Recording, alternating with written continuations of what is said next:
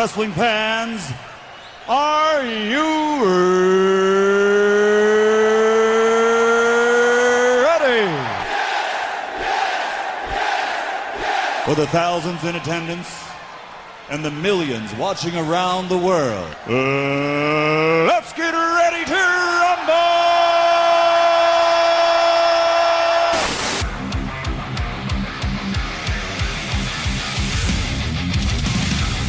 And now, please welcome at this time your hosts, Graham GSM Matthews and RJ Marceau. You're listening to the next era of wrestling radio. This is WrestleRant Radio.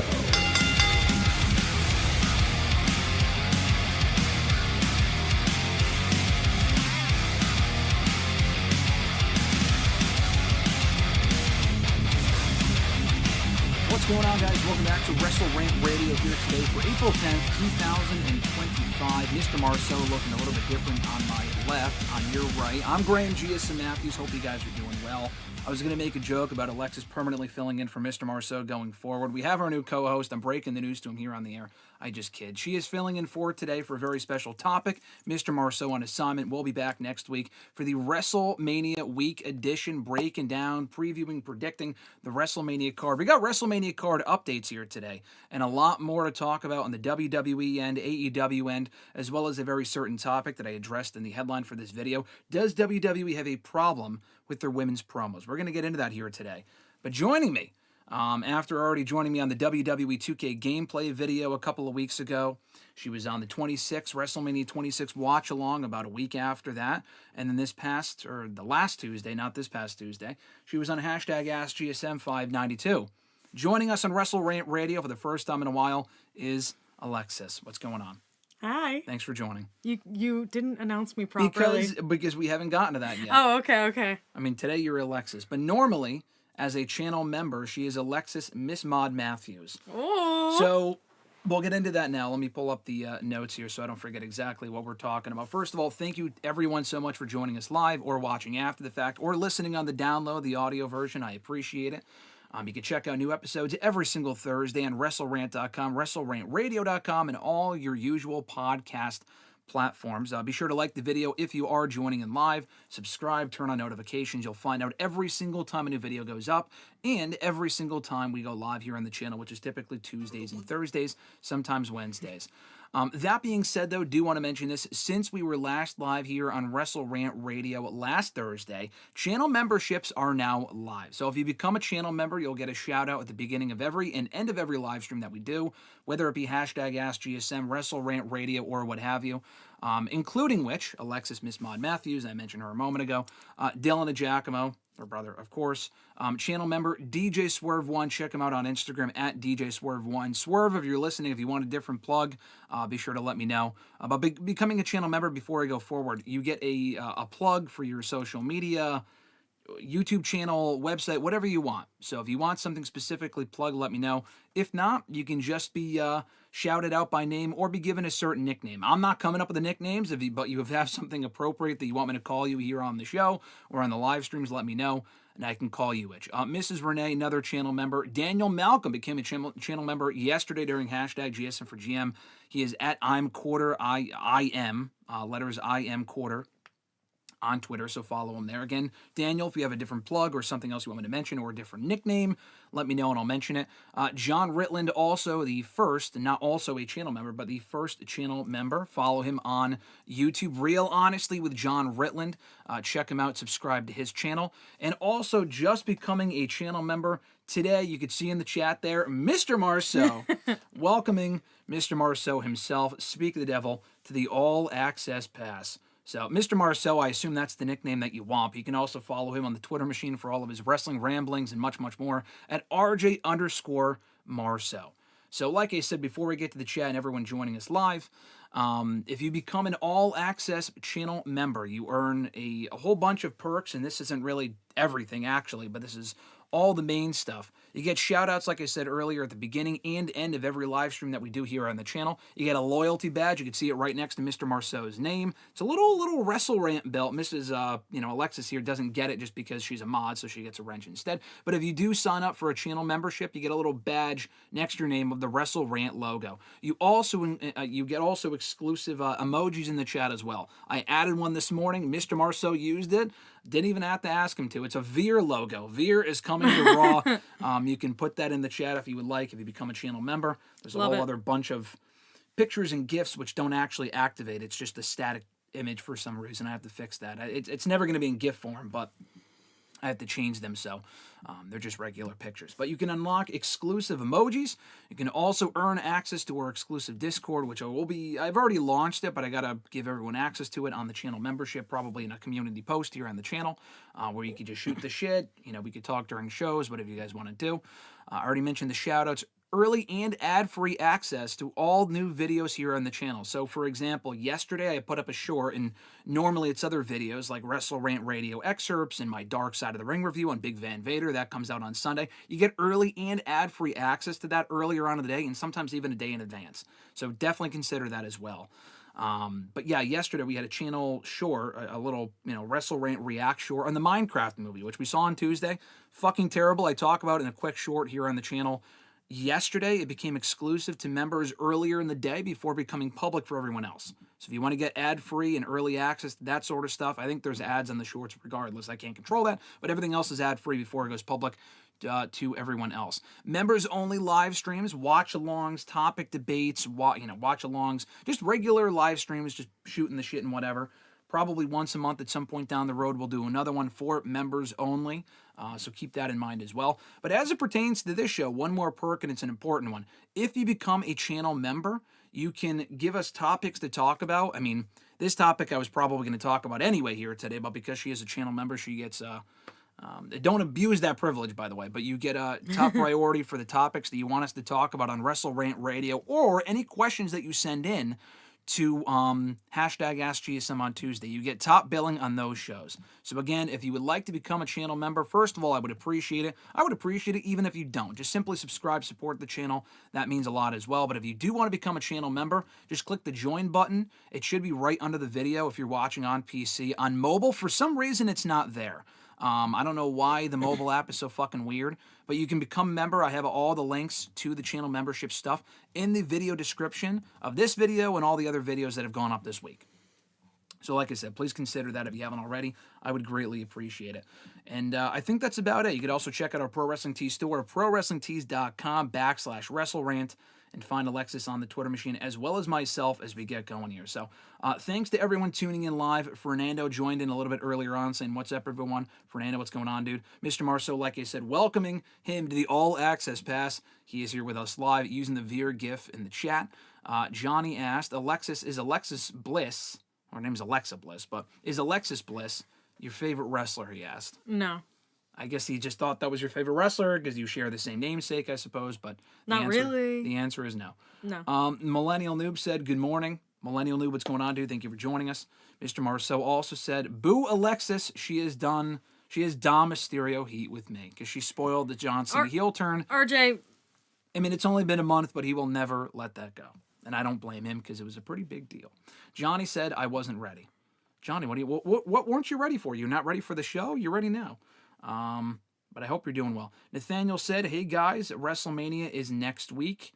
I'm excited. I'll have KFC during probably the show is what I assume he means. But, I don't eat KFC. I think I've had KFC all of once or twice in my life. Not that it's bad, just not my personal favorite, but I hope you enjoy the show. Nathaniel also said a couple of months, then we'll have All In, maybe Cope and Christian versus the Young Bucks. Nathaniel, I swear every single show that we do, you mention this, but I do agree that's probably where we're headed. Cope and Christian versus the Bucks versus or Hort Syndicate for the tag titles. If Cope and Christian versus FTR happens early, it'll be a Double or Nothing. I mean, I hope not. Double or Nothing is in a month and a half, and Edge was pretty decisively written off at Dynasty with that attack. So I would hope he wouldn't come back. They wouldn't rush the reunion of Cope and Christian in fucking 6 weeks. Between Cope coming back from that attack on Sunday and then doing the match at Double or Nothing, that would be crazy. That would be nuts. So hopefully not. But Mr. Marceau, adding on to what he said earlier, remember when Alexis ruined the John Cena heel turn for me? Oh, yeah, we all remember it. She was right about the Alexis heel. Oh, she was right. The Alexis heel turn. The Johnson heel turn. I guess I did turn heel for RJ. You turned heel for Mr. Marceau. She was right about it, and she was also the one who spoiled it for Mr. Marceau. Johnny also adding in, how much should AEW spend on promotion for All In? It's their WrestleMania. How much should they spend on, like, promoting the show? I mean, I don't have an exact figure. I don't know what they spend money-wise. I mean, Tony Khan's like a fucking bottomless pit of cash, so we could probably afford to spend as much money as possible to promote that show. I hope he makes it a big deal. I mean, it won't be as big of a deal as the first All-In or even the second one, both being at Wembley Stadium. This one's at Globe Life Field. A lot less attendance, but it still will be their biggest show of the year attendance-wise, I'm pretty sure. In Arlington, I think it is, or Dallas, or wherever the show emanates from. But hopefully, I assume they'll spend a decent amount of cash. Johnny also said AEW needs to go heavy with press during All-In week. I agree. That's one thing, especially being on the media side of things myself. I would say that they definitely don't do enough media as far as interviews and promoting their shows. They've done a better job of it as of late in the last year or so, I would say. But in generally speaking, they don't do as good of a job as WWE does. So I would agree with that as well. And Johnny also added in, don't travel to Kentucky. They love KFC. Do they actually love KFC there? I would think that they would frown upon it because they probably think it's like, corporate produced like garbage or something. I would think that they wouldn't like it, but I've never been in Kentucky, so I can't say. Mr. Marceau asking the important questions. Chicken Fingers GSM doesn't like KFC. I don't, because they're not chicken fingers. It's like it's chicken obviously, but No, they have boneless ones, I think. oh, do they? Yeah. I don't know. I'm more of a Popeyes guy. Ray Marceau said Shad Khan as far as the bottomless pit of money, not Tony Khan. Shad Khan is a bottomless pit of money. Nathaniel said, I think John Cena's heel turn will last until around SummerSlam or December. I mean, that's a pretty wide margin there, Nathaniel. I mean, you're saying either August or December. You're not saying September or August. You're saying August or December. I'm thinking SummerSlam. At least it's not WrestleMania. Let's hope not. That would be terrible. Johnny also said, Soraya did more interviews in a month than her entire time in AEW. Yes, she did. Promoting your book, which is out now, which I also just read. Cheap plug. Thought it was good. I'll have my full review of the book up. I think this Saturday here on the channel, so keep an eye and an ear out for that, and you'll get it early if you're a channel member, like I said. Johnny also asked, Popeyes or Chick-fil-A sandwich? Easily Chick-fil-A. Chick-fil-A. I mean, I like Popeyes. I don't get it often at all, but I've gotten it enough where I like Popeyes. I never get KFC. There's not really many KFCs around in Connecticut anyway, so that's also part of the problem. Popeyes I like. Chick-fil-A is amazing. I'm a big Chick-fil-A guy, and Alexis is as well. We'll both go to Chick-fil-A. There's not many places, not many fast food restaurants we'll agree on, but that is definitely one of them. So let's get going here on the show. We're going to start with the most important question that I had for you that we were discussing the other day. And I think it's important to bring a female perspective onto this. But we agree. It's not like we have opposing viewpoints, although there might be certain things that we disagree on. So coming out of SmackDown last week, a segment that I've spoken quite a bit about in the last few days here on the channel, specifically on Tuesday's #AskGSM video. The Charlotte Flair, Tiffany Stratton face-off on Friday's SmackDown from last week. Not a great segment. I loved it because it went so far off the rails and they got personal. That's exactly what I want to see more of out of this feud. But it does beg a bigger question, not really pertaining specifically to Charlotte and Tiffany, but just the greater women's division in WWE. Why are the women's promos a lacking department for that company? And I don't think it's, I will say off the bat before I get any criticism or feedback of being sexist towards the women specifically. I mean, the men's promos aren't always great either, but I'm saying the women's promo specifically, the last couple of years, although it's improved, it's still an Achilles heel for this company as far as why they're not as good as they should be. And I think there's a lot of different factors to consider between the talent themselves, which is hardly the problem, I would say, because I've spoken to a lot of these women in like outside of the ring interviews, like out of character interviews, and they're usually pretty good, comfortable, whatever. So I don't really think it's them. And we know some of them can cut great promos. I think a lot of it comes down to the writing, lack of female representation on the writing team, the lack of maybe storylines that they're given to make good promos out of, a lack of good material. There's a lot of different factors to consider, but I'll throw it to you, Alexis. Again, you were the one that brought up this question in the first place, as far as the women's promo being a point of contention in this company, and I thoroughly agree. Although it has improved post-Vince, pre-Vince, while Vince was there, it was fucking terrible. It still remains an issue nonetheless. So give me your perspective and why you think it's a problem and how it can be fixed. I feel like it's a problem, because I already brought this up to you the other day, because I think the company is like a creature of habit. So like if things work, they're going to keep doing it, or if they've been doing something the same way, they're going to continue to do it the same way, unless it's like glaringly obvious that it doesn't work. So I feel like one of the main reasons why they haven't improved is because they just haven't gone out of their way to like treat the women's promos the same way that they treat the men's promos, or how they do it on the mic. Like, I feel like and I was saying this to you the other day, there's no female CM Punk on the mic. There's no female Cody Rhodes. There's no, like, I don't know, like Randy Orton. Like, insert anybody, any of the men that are really well spoken on the mic. There's nobody on the female side right now on the current roster that you could say, oh yeah, like they're just as good as so and so on the mic. In WWE specifically, yes. I'll get to AEW in a moment. In WWE specifically. And I feel like a main reason is like, oh, the women have never been like treated that same way in the past, like on the mic, so why start now? And it's not like they're actively thinking that. I just feel like they're like, the company is used to doing what they've been doing, so why do something differently? Like, the only reasons why I think we're even talking about this is because of Tiffany and Charlotte and how they brought elements of realism into that segment, which is what the men do a lot.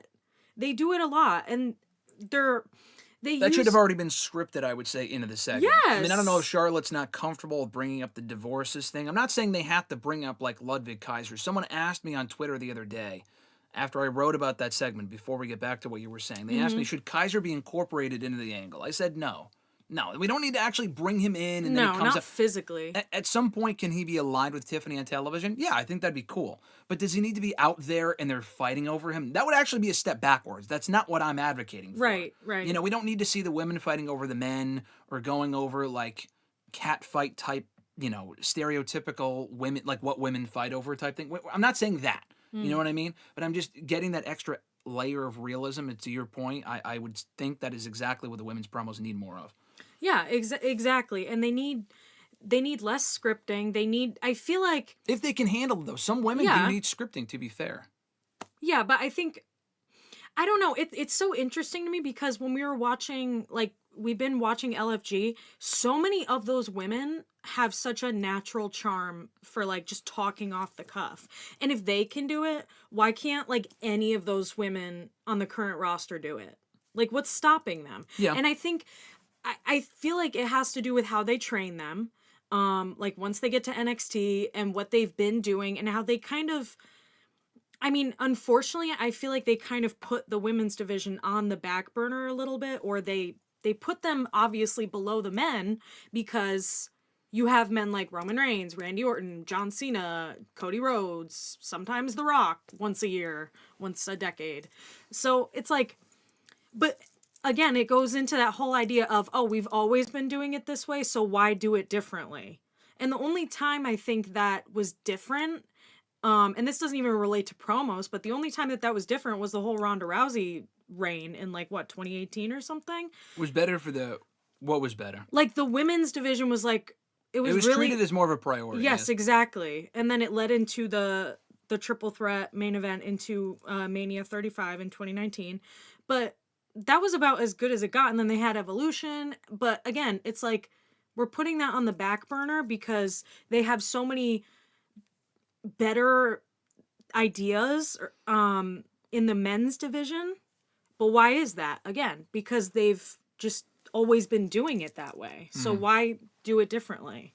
Yeah, I mean, it is an interesting question to bring up, and we discussed this the other day, and honestly, we both struggle to come up with an answer. We'll look back at the chat here in a moment. We're not ignoring you. I just want to discuss this before we get distracted by people definitely saying, I'm sure, positive things in the chat as far, or not positive, but constructive feedback as far as this goes. I want to hear what you guys have to say as far as what you think the issue is with the women's promos. I'm not even shitting on it. I'm just have a genuine question. This is a real conversation I think needs to be had. as far as how these things can be improved. Because a lot of people shit on that Charlotte Tiffany segment.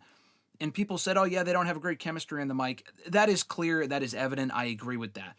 But my bigger problem is that you can say that for a lot of the promos being cut. Now, I would say, I think the women and the men, this is not exclusive to the women, but it is worth mentioning, that I think in WWE specifically, they fall victim to must-end promo with catchphrase. Yeah. Like, to incorporate the catchphrases into a promo is fine. You got to get shit over. That's what people remember. Mommy's always on top, blah, blah, blah. But, like, Rhea Ripley's become a victim of WWE corporate, character, and Randy Orton has done the same thing for decades, but I'm not saying he should get away with it because it's Randy Orton. I'm, including him in this as well. Must end every promo with a catchphrase. I mean, I feel like that you wouldn't do that in real life. You know what I mean? If it's a backstage interview or something like that, they were doing that in the 80s. You gotta take what works and ditch what doesn't work. And with the women's promo specifically, what I was going to say a moment ago, the question that we were asking ourselves, who would be considered the best talker in WWE for the women today? Becky Lynch, I would probably say, but she's not currently on television. Exactly. So that's like our main issue, because when we were talking about this the other day, again, I was sitting there saying, who is the female CM Punk right now? I mean, not exactly the equivalent, but like who would that be that takes like elements of realism, or that is very natural on the mic, comfortable, is able to tell a story just by talking in the mic for like 2 minutes. Becky Lynch, but she's not even here. I assume they don't. I don't work at WWE. I don't work at the PC or anything. But I mean, I would have to think that in these promo classes that they put the men and the women together. Because I'm thinking it also has to come down to the development of this talent and what they're teaching them to say and not to say on the mic. I don't know, because it might be a men's issue as well. I mean, but we watched LFG. There's a lot of people speaking from the heart. Both the men and women were cutting great promos. But it's even an issue on NXT. It's not even like it's a main roster problem. I mean, I know this is an isolated incident, but there was that segment last summer with Roxanne Perez and Lola Vice. The actual match was fine, but the promo that they cut was just... Roxanne she was fine. She was okay. She's actually improved in the mic a lot as a heel in NXT. But Lola Vice's promo, made no sense. She was trying to cry, didn't work. I think her specifically, she just might not be a great talker. But it's not like I could sit here and say, oh, there's these blowaway talkers in NXT that I can't wait to see in a verbal battle on the main roster with X, Y, and Z. No rhyme intended there. But, they have a lot of great women, but I feel like they're not, there's a lot of basic formulaic segments where one just interrupts the other that we then see, carry on to the main roster, that they're not giving these women enough depth. So I feel like it's a PC problem, because some women and some men do have to be scripted and they make the most of what they're given. I completely agree with that. But in AEW, I don't really feel as it's enough of an issue with the women. I'm not talking the overall promo skills, because AEW definitely had the upper hand in the promo department for a very long time. Over WWE, because WWE shit for everybody was overly scripted and it was terrible. And now it's kind of comparable. I think WWE might have the edge in that department promo-wise. But with the women, Toni Storm clearly is not given a script. Now, her shtick may not necessarily be for me. And I think Timeless Toni Storm is great, but a lot of the risque stuff that she says, it's supposed to be funny. Doesn't really land with me personally. But it lands with a lot of people, and it's very entertaining, and she's clearly doing it off the cuff. And she's an example of someone that can come up with shit on the fly and do an amazing job. And she's probably the best talker that they have by a wide margin, honestly, in any company currently. I think Roxanne has improved a lot, like I said. She still sounds Roxanne sounds very much like Rhea Ripley-esque. She gives me more AJ Lee vibes as far as, that's who she kind of grew up watching, so I could see why she would model her promos after her. Cora Jade is good. They're just, no one really stands out as being like a CM Punk, like Alexis said, or like a Rock, or like a Cody Rhodes, who LA Knight, Kevin Owens. When I know they can go out there and cut a great promo, we just don't. Is it them not being given the opportunities to show what they could do on their own without being scripted? I think that might be a part of it, though, because I was just thinking about this a minute ago. How do these men have the opportunity to have such amazing promos? Because the stories that are being told make sense and they're good. They're good stories, i.e. all the head of the table bloodline stuff that had a lot of good mic time for a lot of people involved. Seth and CM Punk, great story. The list goes on and on and on. where do the women's stories start? Like, they have the Bianca, Jade, and Naomi thing, but like that story is so convoluted and went on for very long. I mean, I know it was for reasons that they really couldn't control, right? It was like Jade being injured. Yeah. But like, I mean, Naomi did a good job on the mic there, like when she kind of turned, but it's not the same. And again, I think it has to do with the way they're training them, and I feel like they might just not see it the same as they see the men's division. And I'm not saying that like, oh, it's a sexist company or whatever, but like, will we ever get on that level? I don't know. I don't think so, unfortunately. 'Cause it's like for example, the women's Royal Rumble always opens the show. Why does it always open the show? Because it's not as good. Like, I mean, I wouldn't say that. It's not like... That's actually not true, because the women's Rumble was better than the men's Rumble. No, last year. It's not I didn't mean it prioritized like that. over the men's. Exactly. It's not like they the don't... storylines are... I mean, look at WrestleMania card this year, which I'm going to get into later on. A lot of matches made official for Mania that weren't already official. There was no chance. Like, there's been a lot of conversation, and we even talked about it, like which match in main event night one. RJ and I talked about it a couple of weeks ago. There is no doubt in my mind that women's world championship match, despite the talent on paper, and that match should be excellent. The triple threat, now official, with Io Sky, Bianca, and Rhea Ripley. No chance that was closing the show. Not because of sheer talent, but because the storyline has sucked, and they have better options. If they didn't have better options, then it would probably go with that. Tiffany and Charlotte should also go out there and have an amazing match. But the feud, up until like, even then, people would still say it's been struggling. But I would say up until the segment last week, and what they did maybe the week before that as well, was not good. Like, it was not good enough to justify them going on last on either night of WrestleMania. And I don't want to say that. I want to sit here and say that Bianca, Rhea, and Io should be main eventing night one of Mania. Or Charlotte and Tiffany, specifically because Tiffany, or rather Charlotte, won the Women's Royal Rumble. But it just can't, because I think the men's triple threat match, even without anything on the line, is currently more interesting. And again, I need to preface it with this. I don't fault the women for that. I mean, to a certain degree, it does come down to them, and certain people are just not good talkers. I mean, she's not there anymore. She's in TNA. She's improved. But Ash by Elegance in TNA / Dana Brooke in WWE, her promos were not good. Ronda Rousey, I mean, we watched the compilation. I wanted to give her the benefit of the doubt, because at least she tried to go kind of off the cuff. She's just not that good at it is the problem, and a lot of the promos she was cutting specifically during her second run were fucking terrible. The first time around weren't awful. The second time around just was not good. But a lot of women I do feel like have the talent. Like, there was that segment, to Alexis's point, with Bianca and Naomi a couple of weeks ago. But Naomi, just even beyond that segment, in vignettes that I've seen, there was that video package that they did on SmackDown a week or two ago with her like laughing like crazily. Thought that was great. I think she does a great job in the pre-taped environment, even in front of the camera as well. But that is because there was a story at hand that allowed them to tell this story and have a great promo. You know, Bianca and Naomi were out there having this great segment because they had the storyline to back it up. And it also felt real with them kind of talking over each other. You're not going to do that every time, but I feel like for that certain circumstance it worked. Right. And Charlotte and Rhea, when they had the Mania match, it didn't close, right? I mean, I have a terrible memory. But Charlotte and Rhea? Yeah. It was, opened or something? No, it was second or third to last. It was the semi-main. The tag team match went on last.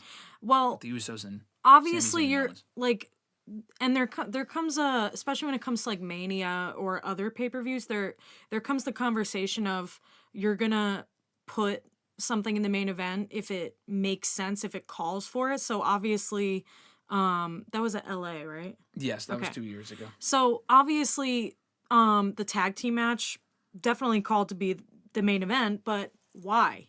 Because they spent so much time telling that story and they told it really, really well.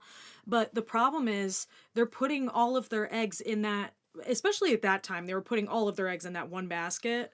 And again, it was like cinematic type stuff. And that was an amazing match and it was a lot of fun to watch. But had they not done that per se, and had they like put more attention into Charlotte and Rhea, because like, this is the problem. And I remember being disappointed at the time. They had so much like ammunition for that story. Like they could have told it so much like more in depth. They had they had so much like footage from NXT and like all the other matches they did, and I know they did kind of tell that, but they didn't do it as well as they should have. Like if that was CM Punk and Seth Rollins at the time, like it obviously would have been a lot more thought out. Like they would have taken their time with it more. They would have like I don't know, they just would have done a better job of it. And I don't know why that is. It's like they don't prioritize them or something, because it's like Rhea and Charlotte, still referring to that match, like they're two of the most popular women that they have there in the company, in the entire company. And that match, that was their third match together, third or fourth? They had a lot of matches prior to that point. Yeah. Their second Mania match. Yeah.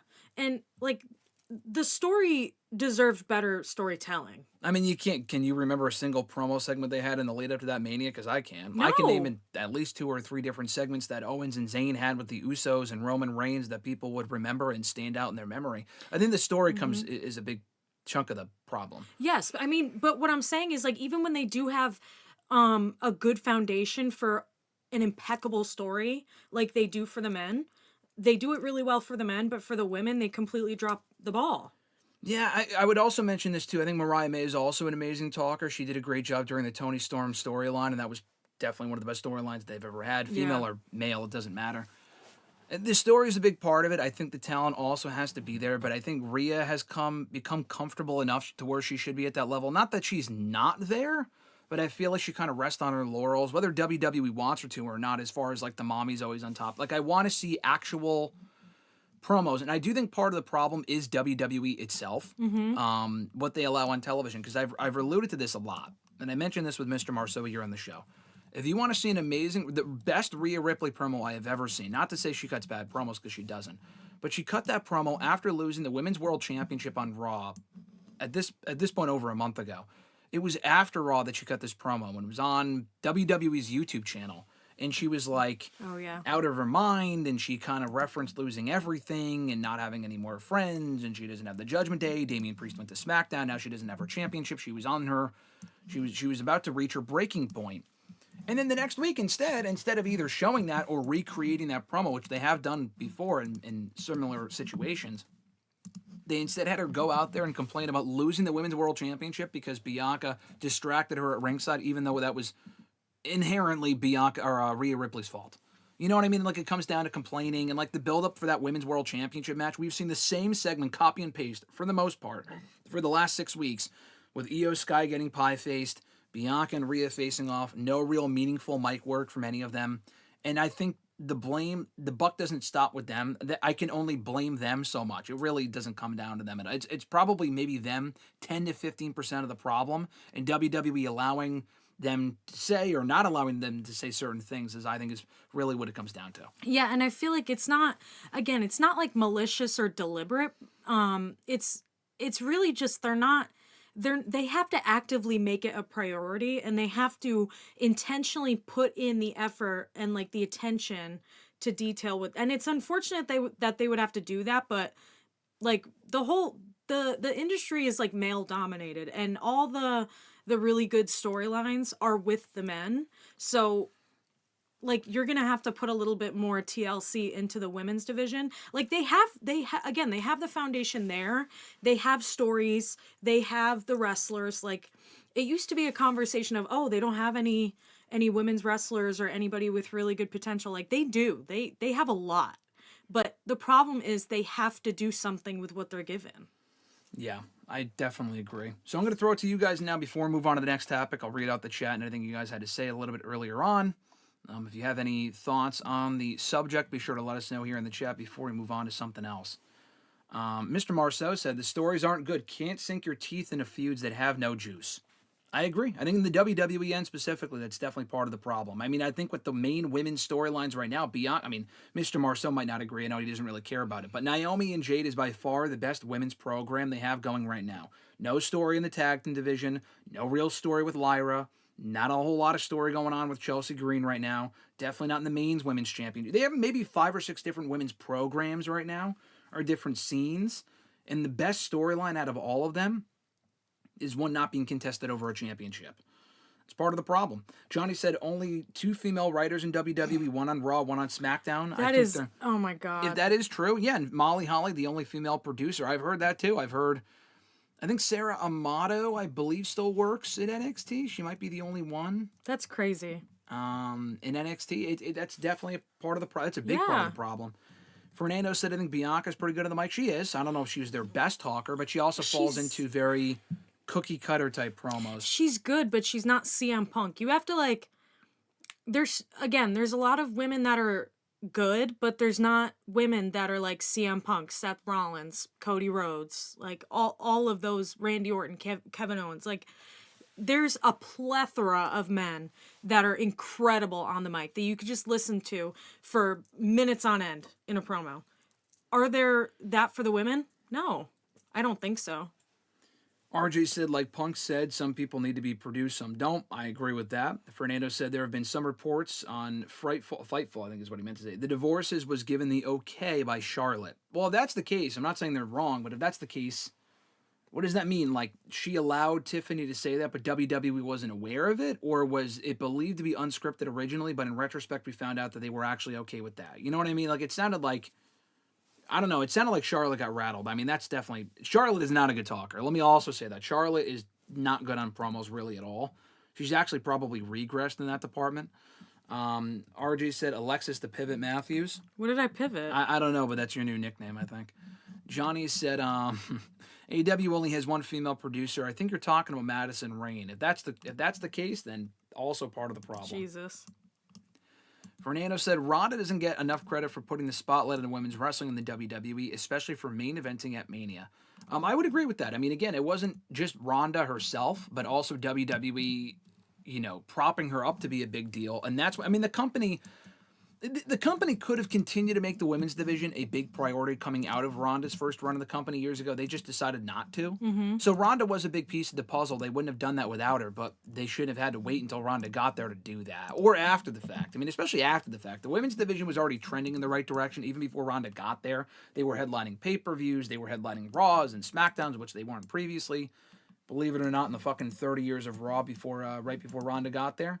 But it was after Ronda left that the division kind of took a step backward in terms of losing a lot of its depth and the lack of storylines and the lack of focus. And, I mean, they've main evented Mania since then. Obviously, Bianca and Sasha did in 2021. But they didn't have a whole lot of competition as far as matches that could have main evented Mania that year. That was during COVID. WWE is a lot more star power now. So for them to go out of their way to put the women in the main event, it has to be a big enough story. And they have the stories to tell, and they have the women to tell those stories with. They just choose not to. That's definitely part of the problem. Nathaniel said, I hope Charlotte and Tiffany have a great match at Mania. I think they will. I think the chemistry will be there in the ring for sure. If they don't, I'd be disappointed. RJ said Bianca as far as being the best talker. She might be. I mean, when Becky's not there, I mean, Tiffany's still getting her feet, still kind of getting her feet wet with that sort of stuff. Charlotte, definitely not. Bailey, no. It might be Bianca. I think I would probably take Bianca's promos over Rhea's, especially after what I saw from Bianca with Naomi a couple of weeks ago. I mean, honestly, it might be Naomi right now as the heel. Johnny said, does PG hurt promos? He also said, I don't think there have been any 20-minute promo, women's promos in either companies. Yeah, that's also an issue. I mean, again, giving them the time, not just to go out there. I mean, quality over quantity. I mean, you don't give them a 20-minute talking segment if they're just going to be out there just interrupting each other and just doing nothing but nonsense. Right, but they don't give them the 20-minute promos because they're not good. And why aren't they good? Because they're not giving them the freedom or the opportunity to do that. Yeah, no, I agree. It's like this endless cycle, it sounds like. And does PG hurt the promos? No, I think you can have a great promo without it being PG. Yeah. I mean, I think the men have proved that. Right. Even though they kind of pushed the boundaries a little bit, they could still have a great promo regardless. Fernando said WWE can use a timeless type of character. That's the funny thing. I think the best women's all-around act right now is Toni Storm in terms of being over and great in the ring. And that's the character that you would see in WWE. That's the funny thing. You would think that sort of thing you would see in WWE because they're all about character. But no, it's going on in AEW, which has really helped their women's division on the whole. RJ said, I feel like the women thrive in pre-tapes, but live, I don't know if it's the nerves or just genuine feeling, but they always fall short. That's a great point. He also said, Britt Baker in a pre-tape comes off great, but live is meh. Yeah, I was going to also mention her earlier. I think she's one of the better talkers that they have in AEW. I mean, she was. I mean, she hasn't cut a great promo in a while because she's barely on the show, and she just kind of regressed a little bit. But yeah, Britt Baker was always a really good talker for them. He also said, the men are the draw. I love Bianca, Rhea, and Io, but Roman, Seth, Punk, and Cody and Cena are what people are going for. True, but I mean, that doesn't have to be the case, though. Again, if you tell a strong enough story, I'm not saying you have to take the focus away from the men. The men are the draw. That is absolutely true. I'm not denying that. But the women can be as big of a draw if you book them to do so. Now, again, this is on a smaller scale, so I'll say this real quick. Revolution, for example, were people really going, just because AEW, we have to remember, is a casual audience, is a hardcore audience, okay? AEW is a very hardcore audience as far as they're not going to see just the big stars. A lot of those people that are going to those shows, paying for the pay-per-view, are buying for the best matches and the best storylines. Cope and Moxley at that show was the worst main event that company's ever done in the history of that and in the history of pay-per-view, in AEW's history specifically. The main draw of that show, in my opinion, was Tony Storm and Mariah May and the whole Hollywood ending thing and the storyline they had. They ended up having a very good match. That was only fucking 12 minutes. I don't know why, but they ended up having a very good match. That was the draw. So I feel like, yeah, the men are the draw by default usually, but the women can be a draw if they're given the opportunity to tell good stories and they're also good enough to live up to that. You don't just you don't just give a story like that to fucking the BFAB. You know what I mean? Like, obviously it's not going to work. She's not that good. Exactly. We're trying to say that, yes, the men are better in terms of storylines and draw and all that stuff. But again, there's a reason for that. Like, why is that? It's not just because they go out there and they just stand there and people cheer for them. It's because they're good. It's because they were trained. It's because, they have years of experience. Like, same with the women. The women are the same way. But again, the problem is they're not given the same freedom or opportunity in terms of like the backstage segments or like all the interviews, the just the ability to go off the cuff. Like, it's just not the same. The creativity is not there. Yeah. New mention, don't get me started on the feud between Asuka and Bianca. They barely cut a single promo heading into WrestleMania 39. That's another example. Even Sasha and Bianca, we have such fond memories of the match, and it was a great match that headlined WrestleMania 37 Night 1. But the actual feud itself, if you go back and rewatch SmackDown and the build-up to that match, the feud sucked. Like, you would think it would sell itself because it was a dream match, but they were feuding for the most part with Shayna and Nia over the tag titles. And they were also both baby faces at that point, so the promos weren't really that good. You know what I'm saying? Like, this has been a recurring problem for a while. Bianca and Asuka, same issue. They were both babyface going into that match, which isn't always an issue. Like, you could tell a good story with two baby faces. But there wasn't much of a story. Asuka, won the fucking chamber. Bianca was champion for a year. They had an amazing match at Mania that Bianca won when she shouldn't have. But the feud itself, no memory of it whatsoever because they never really had a chance to tell a good story. Exactly. And that's what we're trying to say. Like, if they had told an amazing story, we wouldn't be here saying, oh, well, the men are the better draw. Like, that's, I don't know. Nathaniel said, do you guys think Bayley will turn heel on Lyra? I don't think so. I could see it. They're definitely winning that match on Friday to become number one contenders for the women's tag titles. So, ultimately maybe, but I think it's more likely. I could see. I'm not going to predict yes just yet, but I feel like if that were to happen, it would not be imminently. Do you think Bayley would turn on Lyra or no? No. How long has she been a good guy? Bayley? Yeah. Only about a year, but they might just switch her back just because it might make more storyline sense to do so. I agree, timeline length, but I understand what you're saying. But no. RJ said, hire Gail Kim. She mentioned Dwayne. Hey, listen, I fucking agree. One of these companies should pick up Gail Kim. Now a free agent, free from TNA. They let her go unjustifiably, and I think, as far as we know anyway, and I think she'd be a great pickup for either company. New mentioned the presentation of Io Sky, let alone damage controls, being treated like an afterthought, especially when Asuka and Kairi Sane held the women's tag titles on their second reign. It was forgotten about. The women's tag titles you can just toss in the trash. That's not even, at this point, it's so impossible to care about those belts that it's not even worth ranting about. Fernando said AEW and WWE should hire a writing staff just for the women. I'm sure Trish and Lita would love to help. Yes. That would be a good idea. I know Mercedes Moné, when she got hired at AEW, she brought a female writer with her from WWE that worked exclusively with her in WWE. I'm not sure how much it's helped. I don't really know what she's working on. I think she's worked on stuff that's beyond just Mercedes, but I mean, Mercedes' promos I still don't really think are that good at all. So I'm not really sure what that female has been doing in AEW. But I will say though, like, we obviously see the men's division as like the default because that's where all the attention is being turned to.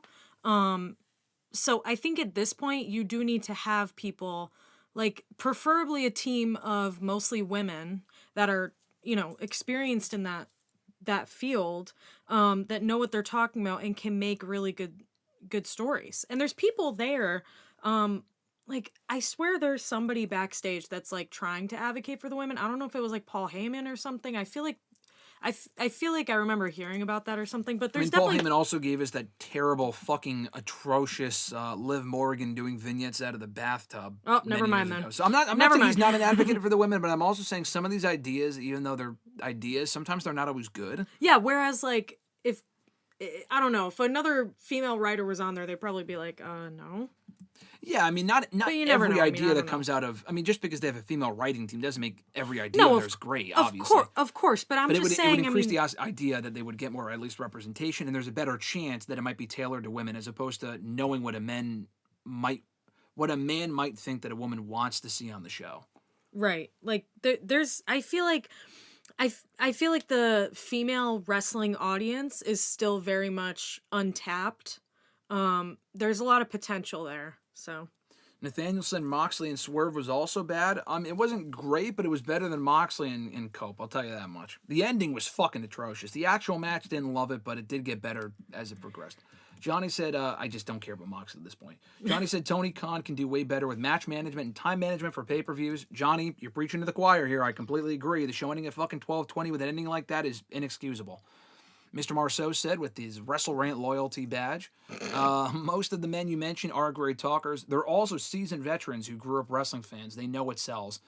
Yeah, I think that's also part of it, too. He also said EO at the language barrier will never be seen as a great promo. I mean, yeah, obviously EO, Julia, Stephanie, they'll never be great promos. Asuka, they'll never be great promos.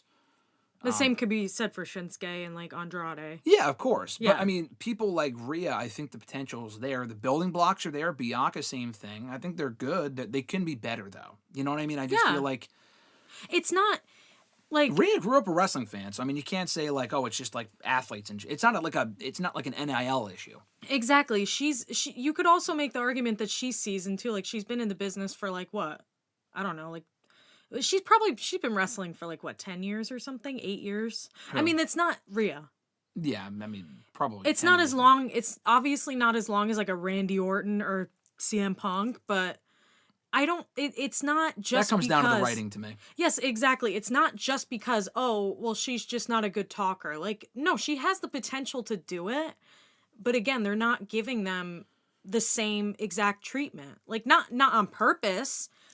But it's just because of circumstance, I think. Yeah, I mean, it depends what it is. I mean, like, Roman Reigns is a good example as well of someone that... Can you back up a little? Sorry. Roman Reigns is a good example as well of someone whose promos have become very boilerplate and very formulaic. I mean, post-Bloodline stuff, his promos have been just completely bland. And so, again, it's not exclusive to the women. Yeah. You know, what was I thinking of a moment ago? You mentioned Rhea Ripley. You mentioned... Bianca Belair. Oh, we were talking about this the other day. It is honestly mind-blowing to me that you have someone that is the daughter of one of the greatest talkers of all time. Like you talk about someone that comes into the business as a wrestling fan. Charlotte Flair wasn't a wrestling fan, but it's in her blood. I mean, she's a great... There's a lot of Charlotte Flair hate out there, but we got to call a spade a spade. Charlotte is still very, very good, if not one of the best they've ever had, especially in the ring. On the mic, maybe not so much. But in the ring, she absolutely is one of the best they've ever had. Her track record speaks for itself. That said, though, her promos, for being the daughter of one of the greatest talkers of all time, are astonishingly bad. Yeah. And I think it's largely her delivery. I think that's a Charlotte issue. Because they've also talked to her, too. I mean, the material that she's given sucks, but I think a lot of the stuff that some people just can't go off the cuff like a Punk can or whatever. Like, they just can't. Yeah. I don't think Charlotte is capable of doing that. It's definitely a mix, but I feel like majority of the issue is where they're focusing their attention. Yeah. I mean, like Fernando said, if Io Sky's still champ after Mania, good luck getting great promos from her. So the thing is, two things. Just because they don't cut great promos doesn't mean that they can't be champion or shouldn't be champion. So, I mean, Io Sky, should she never be champion because she can't cut a great promo? Not necessarily true, but two issues. You can help with that and work on that and improve upon that with two things. One, they've already done, and that's vignettes and pre-tapes. They've done a lot of great vignettes and pre-tapes with Io. Shinsuke, too, where they either speak Japanese or they're speaking English and there's just subtitles there. You can't do that in the ring necessarily all the time, but they've done a lot of that with Io in the last year, and a lot of it's been great. The second thing is you give these people a manager. That's what fucking managers are for. And the women almost have no managers. Some of them do. I'm trying to think. I know Chelsea? I mean, those are like, No, they're bodyguards, but like people that can do the talking. She doesn't need anyone to do the talking for her. But I'm talking like Jade Cargill was never a great promo in AEW, but she had like Stokely Hathaway and Mark whatever. The lawyer guy sucked. Yeah, he was. That was a bad fit. That guy was not great. But like that's what managers are for. Johnny said a lot of the women in AEW have cold streaks after being on fire. Yeah, that's true. I mean, they could definitely do a better job on that. Are you hyped for a possible evolution too? I am, because I think they can put together a great card for it, and also because it might be emanating here from Connecticut. So if that is indeed true at one of my favorite arenas, Mohegan Sun Arena, then I am definitely excited. RG said, I think a lot of the men are just more comfortable on the mic. That is true. I mean, part of it does come down to the women. I think some of the men are more comfortable. I think part of it is reps. I think part of it is just that men are more just comfortable on the mic to begin with. But I think some of them can go out there and cut great promos if given the if they really tap into it and give them the right stories to tell. I think some of them can either improve or show that they've been great in the mic the entire time. We just can't see it. Like Chelsea's not out there cutting great promos, but she's a great enough and comfortable enough of a talker where she's very entertaining, and I think it works. So, I mean, they're not cutting fucking CM Punk promos, but she's very comfortable, and I think she's one of the bright spots of that division, even though she's just a mid-carder. Maria joining us, saying hello. Maria, what's going on? Thank you for joining us. She also said, an all-women staff would know what is best for the women when it comes to how to relate to women through women, stories catered for women. I completely agree. Nathaniel said, Randy Orton versus Malachi at WrestleMania. Would you want that? We'll get to that in a second. Noob said the ending of Dynasty was embarrassing and Tony Khan needs to start keeping up with the plot. Yeah, that ending was awful. Johnny said if there are women not comfortable on the mic, then WWE should turn them into silent characters. Depending on who it is. Like, I think this is a different issue, but Megan Bain, we've been watching her development now for a few years on the independent scene here in the Northeast, and I've never seen her cut a promo, and I think having her cut a promo might help. I don't know if she's just not good, but like AEW might benefit from giving her more mic time. She's going to have to cut a promo eventually. But she's silent. She's silent. They gave her a manager in Penelope Ford, and that works. But I think certain people could benefit from being silent types. Nia Jax got better on the mic in the last year, so I'll definitely say that. She sucked for a long time, and she got a lot better in the last year. I don't know if it's better material, her becoming more comfortable, just being herself. I think it's a combination of all those things. So this has been a great conversation. We're going to move on from this for now. If you guys have any more thoughts, be sure to send them in the chat. We'll get back to the chat in a little bit. But I do have a couple things I want to wrap up with here. We're not ending in like 5-10 minutes. We'll probably go on for a little bit longer than that. I do have a few things I want to address here before we wrap up in a little bit. But on the news front, it was announced yesterday by WWE. I thought this was worth mentioning. In the WWE Hall of Fame, Mr. Marceau and I have been talking about this weekly now for a while. As far as any more inductees, who could they induct into the Hall of Fame, Legacy Wing inductees. They did announce 3 more names for the WWE Hall of Fame yesterday, but they're actually being inducted into the Legacy Wing of the WWE Hall of Fame, which means that they're just going to be in-name only WWE Hall of Famers and not be given actual, speeches, and I think all 3 of these guys have since passed on anyway, but that doesn't mean you can't give them induction speeches. It's not going to be a formal induction. Kamala, who was rumored a couple of weeks ago, is going into the Legacy Wing, not a formal induction. Dory Funk Sr. and Ivan Koloff, who surprisingly was not into the Hall of Fame already for whatever reason. He's a former WWE champion. May have been a glorified, just transitional champion, but a memorable character from that period in WWE's history. For whatever reason, was never in the WWE Hall of Fame. Not really sure why they're not getting formal inductions. But I thought that was worth mentioning. I would just give at least Kamala and definitely Ivan Koloff actual inductions. I mean, there's only so many people you can induct. But then again, at the end of the day, I thought they were getting rid of the Legacy wing. If they're keeping this over like the Celebrity wing, then that's totally fine with me. The Warrior Award stuff, it's nice, but they don't have to do it every single year. So I'm glad they're going in, but I just wish they got actual induction, specifically Kamala and Ivan Koloff Jr. Can't speak too much to Dory Funk Sr. specifically. Also want to mention this from SmackDown last week. This was the other question that was mentioned in the chat that I did want to talk about here today. Kevin Owens out injured with an injured neck. He's going to be out indefinitely. Obviously missing WrestleMania. He told the story on SmackDown how he was injured back in January, didn't know it would be as bad as it was. Otherwise, I would think he probably wouldn't have worked that ladder match with Cody Rhodes at the Rumble, or that unsanctioned street fight with Sami Zayn back in Elimination Chamber. He has definitely been put through the ringer. His body has been in the last month or so. But he's missing WrestleMania, which means the match with Randy Orton is off. That then begs the question, who does Randy Orton now face at WrestleMania instead? He did lay out Nick Aldis on SmackDown with an impromptu RKO. Not the first time he's done that.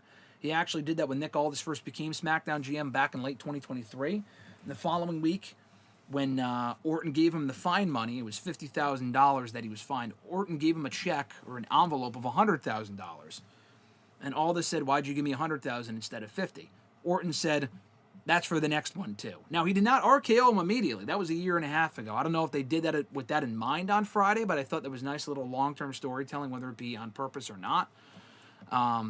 So, again, with all that being said, is it Aldis and Orton at WrestleMania? And if not, who is it? Is it Rusev, Malachi Black, someone from NXT? There was a few chat mentions earlier of who else it could be from the SmackDown roster. Carmelo Hayes doesn't have a Mania match. He's not facing Orton. They already did that match recently, and Orton beat him clean. They're not doing that. But I think Rusev, Malachi, Aldis all come to mind as potential options. Other people from NXT or the main roster that currently don't have matches at Mania. Who would you like to see face Randy Orton at WrestleMania this year? I want Nick Aldis. I've been yearning to have Nick Aldis in the ring. I think if it was Aleister Black, it would be cool, but like, what, would Aleister Black beat him? I don't think he would beat him. I think if you were to have Rusev or Aldis, or not, well, Aldis can lose. That's totally fine. I think if Black or Rusev are in there, and here's the other thing too, would you set that up as an impromptu match? Because other people have asked, like on hashtag on Tuesday, is it like a Cody Rhodes, Seth Rollins Mania 39 situation or 38 situation where Rollins has an open challenge, which they did not announce until the week of, by the way. The whole story with Rollins on the road to WrestleMania that year was that he had no Mania match. Mm-hmm. And he complained to Vince, and they put that in like a little video package, and then that week they said, oh yeah, it's going to be an open challenge. They did not know that a month in advance. We had speculated that, but it wasn't really confirmed until the week of. WWE themselves may not have known. Maybe Cody Rhodes didn't, sign on the dotted line yet. But regardless, he didn't have a Mania match that year, and that's what happened. Is that what happens here as well? I feel like that would be too similar, although that's the open challenges always work. I would probably just go all this because the history is there. I mean, if they did the same thing that they did with Cody and Seth that they did at the Mania in Dallas, it would be fine, but the problem is I don't think Randy and Aleister Black would have good chemistry, like in terms of doing a feud. So they would just have to do like some sort of one-off match, and then I don't even know if you would have Aleister Black beat him, because I don't know if they would value like him as the same level as Randy Orton. I mean, I think he's great, but I don't know where they see him in there yet. When they do eventually bring him in. But I also just think it would be a better story if you do like him and Nick Aldis. It would be more interesting to me because I think those two have a lot more chemistry than someone like him and Rusev or him and like Aleister Black. Yeah, I think those matches could be good. He's faced Rusev a lot in the past. He actually beat Rusev in, I think, maybe 10 seconds at SummerSlam 2017. He just completely fucking buried him. And that wasn't an Orton thing. WWE was trying to bury Rusev at that point. That was the beginning of Rusev Day. Rusev got over in spite of the company. Then they had a rematch the following month, and Orton beat him again. But anyway, so I think Rusev could work. Rusev or Black would have to win. And here's the issue, and this is why I think it should be Aldis. Aldis does not have to win, first of all. Second of all, we know he can work. Third of all, there's history there. Fourth of all, I feel like it would be a good match. Mm-hmm. Fifth of all, he definitely keeps himself in shape. I mean, he hasn't wrestled in about a year or two. I think his last match. I mean, he's done some indie stuff. I feel like they're very similar in terms of their like wrestling personas. Yeah, Nick Aldis was kind of like the Orton of. It was a knockoff Authority. It was not good. But like when Dixie Carter led a stable in TNA, Nick Aldis was like their Randy Orton of that stable. So I feel like there's some similarities there as well.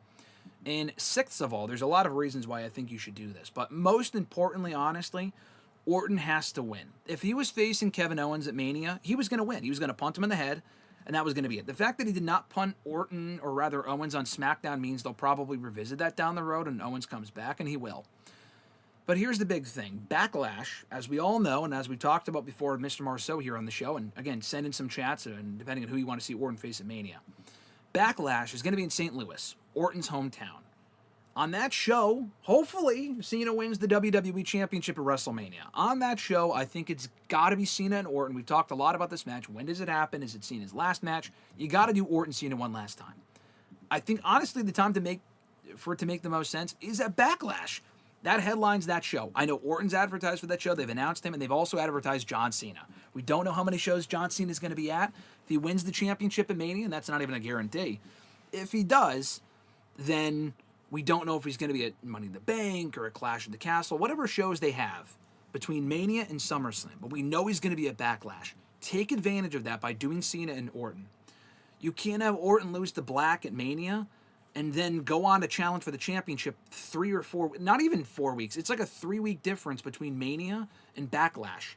April 19th, 20th, and then May 10th. That's a very quick turnaround time. There's not a whole lot of time to build up a fresh match for John Cena. Unless they run back Cody and Cena at Backlash, which I think that'd be way too soon. Yeah. I think Nick Aldis makes the most sense because, again, the history's there. That doesn't need a big build. I would like it if it got a bigger build, but it's fine. You have 2 weeks to tell this story. It would be different, too. It would be something different. I don't remember the last time they did something like this, where they had, like, the GM feud with a wrestler and then, like, go into a WrestleMania match. I mean, they've done that before, but, like, I mean, it gives me shades of when William Regal was the GM and he was wrestling and he won King of the Ring while he was Raw GM, and that's how we got into wrestling, so, I mean... No, I know they've done that before. It's not a new concept, but, like, as far as when I've been watching consistently, I haven't seen that. Lately, especially, they have not done it, because Adam Pearce has not wrestled in WWE at all. Nick Aldis has not wrestled in WWE, and then before then, they didn't really have GMs. You know, Corbin was, like, the constable, and he was wrestling back in 2018. First of all, that was terrible, and second of all, he wasn't the GM, but he was, like, the assistant GM or whatever the fuck it was. Yeah. And that sucked. But that was years ago. That was also 2018, 2019, so it's been a long time. I think Aldis and Orton makes the most sense. That's the match that I would do at WrestleMania. Other random choices, I mean, Rey Fenix, they just brought him in on SmackDown before Mania. Why not wait until after Mania? Well, there's a chance he ends up on the Mania card. Is it Fenix and Orton in a random match at Mania? Yeah, I mean, Orton can win that. I wouldn't do that necessarily, but that is an option. I wouldn't do that. Solo Sikoa has no Mania match as of now. Absolutely fucking not. Him and Braun Strowman makes no sense. That would be random, so no. You're not going to put Orton in the fucking Andre the Giant Memorial Battle Royal on the SmackDown before Mania. So I feel like those are the options that just make the most sense. Backing up here on the chat just a little bit. Fernando said, Shawn Michaels is crushing it, booking the women on NXT. He is. He's doing a great job with the women right now. Richie is here. He says, goodness gracious, I am so late. Richie, what's going on, my man? Richie, like and subscribe. Put the notifications on, Richie. What are you doing? He also said, hello, Chet. Hello, Graham. Hello, Alexis. And hi, Tyreek. No Tyreek sighting yet. You scared him off. You knew you were coming on. Hi, Tyreek, question mark. Hashtag love Ziggler. If you're a channel member, put some Ziggler emojis in the chat. I don't want every wrestler to be a speaker, have some variety. Yeah, I could see that, Johnny. I understand that. Nathaniel said, I'm going to watch my Lakers tomorrow at 7:30, so I'll probably miss SmackDown. Well, enjoy the Lakers. Johnny said, WWE should create a pay-per-view/PLE wing for the Hall of Fame. We've been over this. I don't think so. I mean, that's just... The fact they're even inducting matches I don't like. It's too much. Yeah, it's too much, but the pay-per-views, it's just... That's a subjective thing anyway. Like, what we think is a great show, most people may not give a shit about, so probably not. Fernando said, great list of names. He picked Aleister Black. Richie said, Uncle Howdy for the mystery opponent for Orton. Bring in Alexa Bliss to join the Wyatt Six. Call back to Mania 37 when Alexa screwed Bray, but reverse it to Orton this time around. Interesting theory. No. I mean, it wouldn't be the greatest match, but that would make sense. I'm sorry. I'm done with... I like the idea. It's a creative idea. I just am done with Randy being with those type of characters. Like... he just doesn't mesh well with them. That's why I wouldn't like him and Aleister Black. Unless it was a random one-off match and then they just moved on like nothing happened, which again, that would be weird too if they did that, but I don't know. I don't like that. He also said an Uncle Howdy Wyatt 6+ Alexa Bliss intro to the stable at Mania would further put stock into the faction and get them on the card. Yeah, I think the original plan, from what I thought many months ago, was the Judgment Day, the remnants of the Judgment Day versus the Wyatt 6, but then they transferred Wyatt 6 to SmackDown, and we've barely seen him since. So it would get them on the card. A distracted finish from Alexa to Orton would protect the Viper, and there's the obvious history with Orton and Bray, so Bo can get revenge. Or Randy versus IShowSpeed for rage bait clicks for WWE. I could totally see that. Or Love Ziggler. Love Ziggler is my pick. IShowSpeed I could see just because WWE likes the clicks. I could totally see that. Yeah, I'm not on board with Orton versus Bo, but there are, stipulations there or history there that would make that match make sense. I still think Orton's got to win at Mania. Yeah. So that's why I don't really like the Black or the Miro ideas, just because I want him to win. Or even Bo Dallas, if you're saying that Bo should win, which I think would be cool. One, they would have to capitalize on that for Orton, for Bo, rather. And Alexa Bliss, by the way, still owns a victory over Randy Orton. She beat him at Fastlane 2021, never forget. I feel like Orton's got to win if he challenges for the championship, ideally at Backlash. Manoob said, hope all this is going to find Randy Orton $250,000. Noob also said Orton versus Cena, the final chapter. You can definitely, brand it as that. This hero is running by very fast. Indeed, it is a noob. Richie said, digging the hack ramp. Thank you, Richie. I had some family go to Puerto Rico in the last couple of months, and they brought this back for me. So thank you very much, Richie. I appreciate it. Nathaniel said, Vince versus Shawn Michaels, WrestleMania. Yeah, that was the last time. Not the last time, but one of the last times they had an authority figure face like one of the active members of the roster at Mania. Fernando said, it's been a while. Corbin versus Angle was maybe bad. No, it was bad. I don't know. I mean, you're saying like maybe that was it. But that match was not good. Fernando said, I don't want Phoenix catching losses yet. I agree. Richie said, I got by Alexis. My notifications are on, I swear. That's how I feel when you tell me that, brother. Daniel Malcolm in the chat. Daniel Malcolm at I'm Quarter on the Twitter machine. He is a channel member. Thank you for joining, Daniel. Great to see you here in the chat. He said, you're the stupid Brooklyn chat. You don't have to tell me He's that. from Chicago. Daniel, if you want me to plug something differently or plug anything at all when I announce you at the beginning and end of every channel live stream, as a channel member, let me know. I'll change it. But I just threw out your Twitter. I just feel like I just felt like that would make the most sense. He also said he's been traveling all day. Nathaniel said, thanks, Graham. I'm a diehard Patriots, Lakers, and Dodgers fan. If one of them plays late Mondays or Fridays, then I'll miss the show to watch my team hopefully win. Very nice. We'll enjoy the Lakers game on Friday night. I've always wanted to go to a Lakers game. I was at a Celtics game. I went to my first NBA game a couple of months ago with her family, and it was we had a great time at the Celtics game. Fernando said, I want my Alexa away from the Wyatt stuff. She deserves better booking. I mean, she's got to be on the show at all. I don't know what's going on with her. She was in the Chamber. She was in the Rumble. We haven't seen her since. I don't know what the fuck's going on.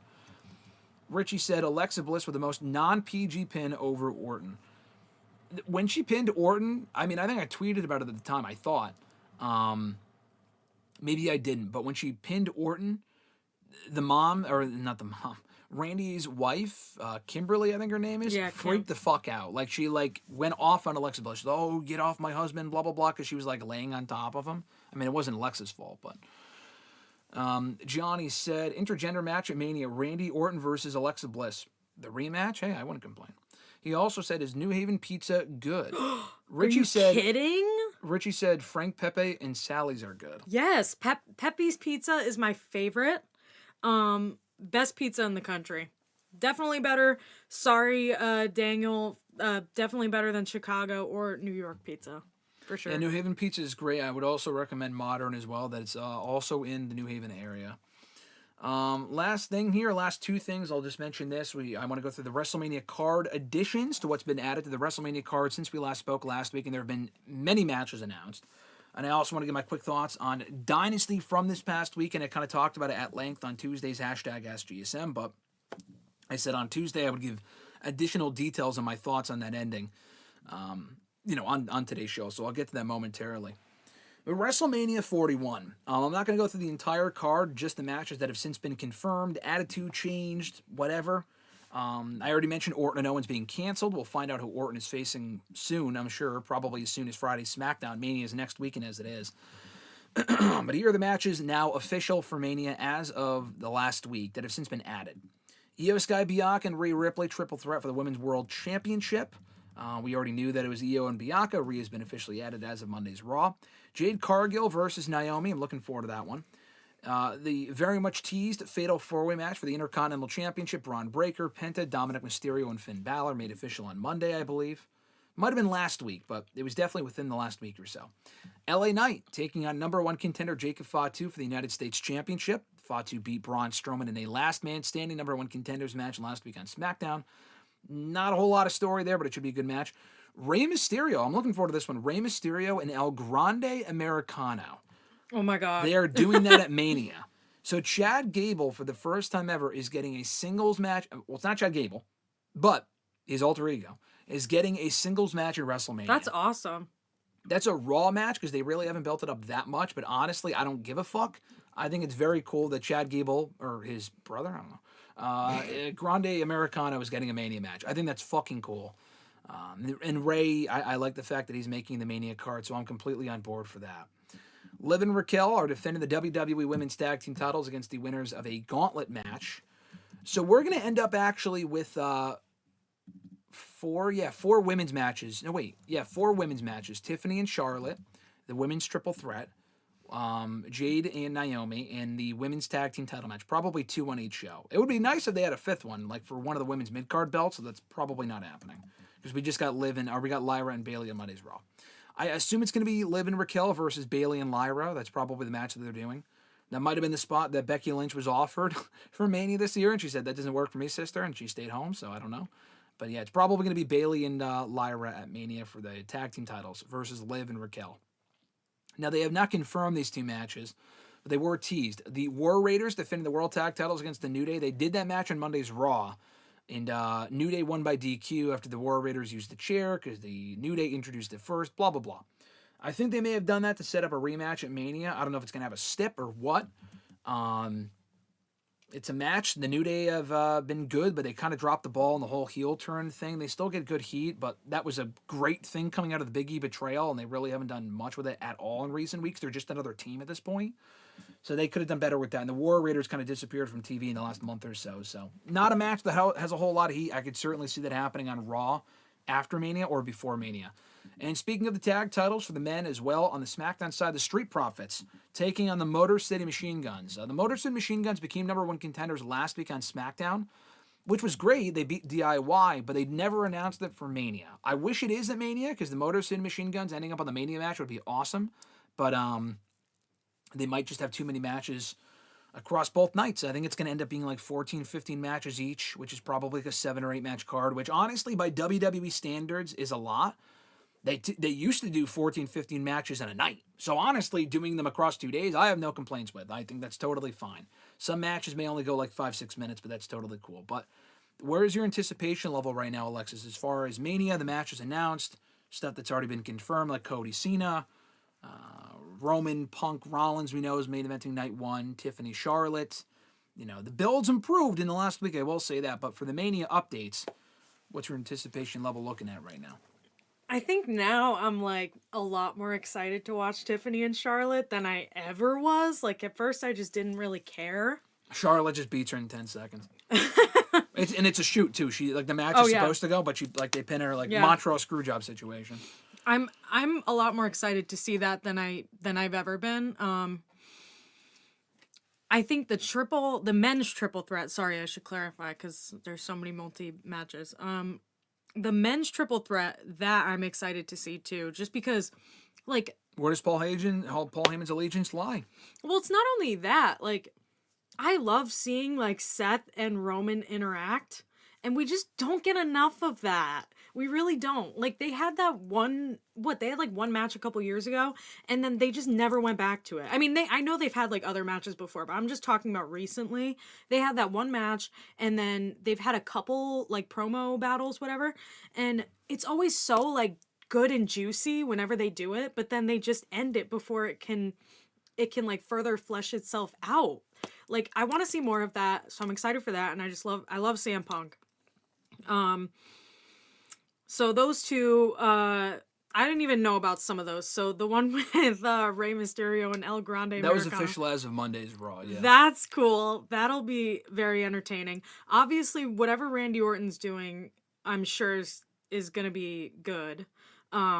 So that I'm interested to see. I love a good open challenge. If they do decide to go that route, I love a good surprise. Yeah. Oh, and then definitely like whatever Jay and Gunther are doing, like you didn't watch Raw this week, but the Jay Uso, I will mention this, Jay Uso and Gunther on Raw this week had a very good segment. The segment they did last week with Jimmy Uso getting bloodied up was fucking great. We mentioned that last week.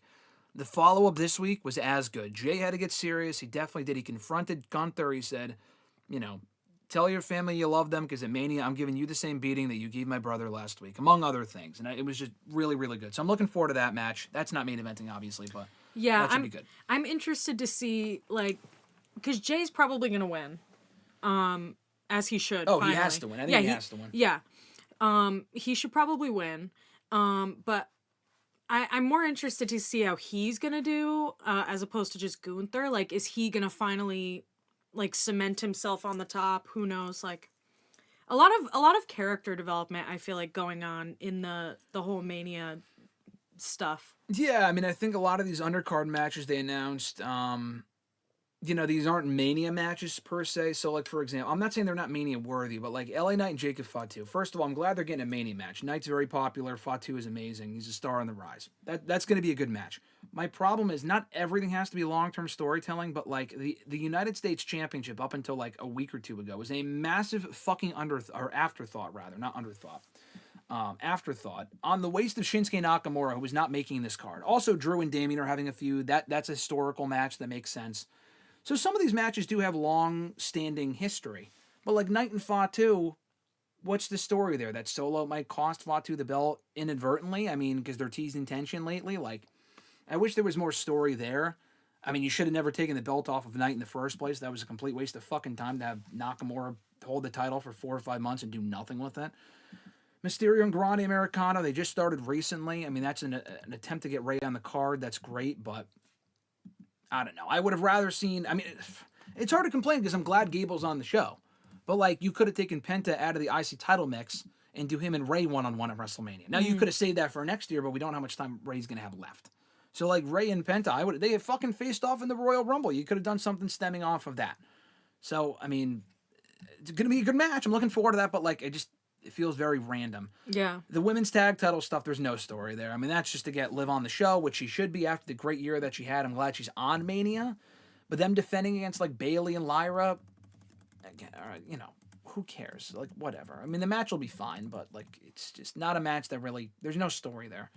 And then the tag title stuff is just kind of paint by number stuff. The SmackDown tag team division stuff I like, because they've all been having matches and all been feuding for many months now. If you throw in Pretty Deadly and Los Garza, DIY. If they do a multi-team match for those titles, on the SmackDown side of things, with the SmackDown tag teams, I'm all on board for that. That's like the one situation where I think a multi-man, multi-team match makes sense. I know they did that last year with that fucking 6-team ladder match. That was kind of crazy. But that's a situation where it would make sense, but I don't think we're going to get that. Johnny said earlier, as a New Yorker, I'm offended by Alexis's take about the New Haven pizza. It's true.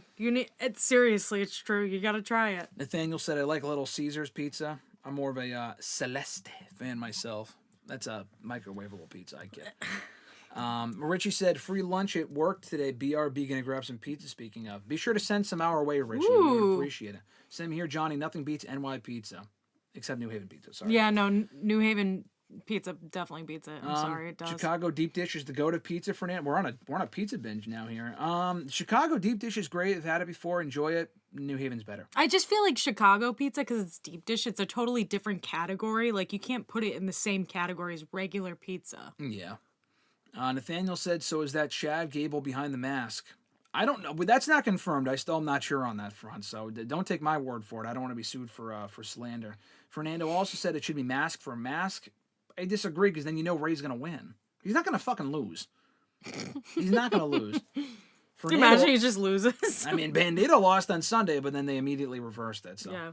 Fernando said Veer versus Randy Orton. Come on, guys, of course. Fuck Veer, yeah. Veer and Orton. Fuck yes. Yeah. If you're a channel member, put your thing on in the chat. Your fucking, what's it called? The Veer GIF or whatever it is. Let's see. Millennial Noob said a lot of people complaining that Alexa Bliss and Nikki Cross, or better yet, Kabuki Warriors might show up at WrestleMania and challenge the women's tag titles. They could. I mean, they could enter the gauntlet on Friday. That'd be fine. It really wouldn't make... Who said that? I mean, I don't know. Who's mentioned that, chat? No, like who's talking about that? I haven't heard about that. I haven't really seen that, but they want to get live on the show, and that's totally fine. Fernando said the tag division is a mess in WWE. Largely, yes, they're just not prioritized is the problem. Swerve One is here. Swerve, what's going on, brother? Hope you're doing well. I know we were texting today about Dynasty. I'll mention Dynasty here in a moment. Johnny said Triple H might want to have more matches than Tony Khan. That might be the record he's going for. Noob also said, I may be a huge fan of Asuka, but I do have to keep my expectations low when it comes to Asuka coming back, and I don't complain about her coming back on social media like crazy. She will be back. I just don't know when that's going to be. It might not be imminently, though, reportedly. Johnny said, do you wish there was a Street Fight, TLC, etc. on the Mania card? Yeah, but who would it be for, though? I mean, the triple threats by nature are no DQ. So, I mean, that kind of fulfills that requirement. I feel like every Mania has a fucking ladder match. A TLC match would be cool, but like a ladder match, street fight, we see that shit all the time. So, I'm not really upset that we don't have that on Mania as of right now. Fernando said, what is the best women's match the both of you have ever seen? For me, Bayley and Sasha take over Brooklyn in 2015. For you, probably Charlotte and Rhea at WrestleMania 39, but that's also up on towards the top of my list. Yeah, that's definitely number one. I would also do honorable mentions for Bianca and Sasha. And then, this one isn't a good match, but I just had a really good time because it was my first Mania, the triple threat match at 35. And a historic match at that. What if Paul Heyman joined Seth? He could. I mean, Seth tried to curb stomp Paul on Monday, and then he stopped short and said, now you owe me a favor. Now, I think that was just him saying shit, but it does make you wonder, does Paul Heyman now owe him a favor actually, and is he going to join Seth? We'll see. He's ironically feuded with all three of the people that have been with Paul.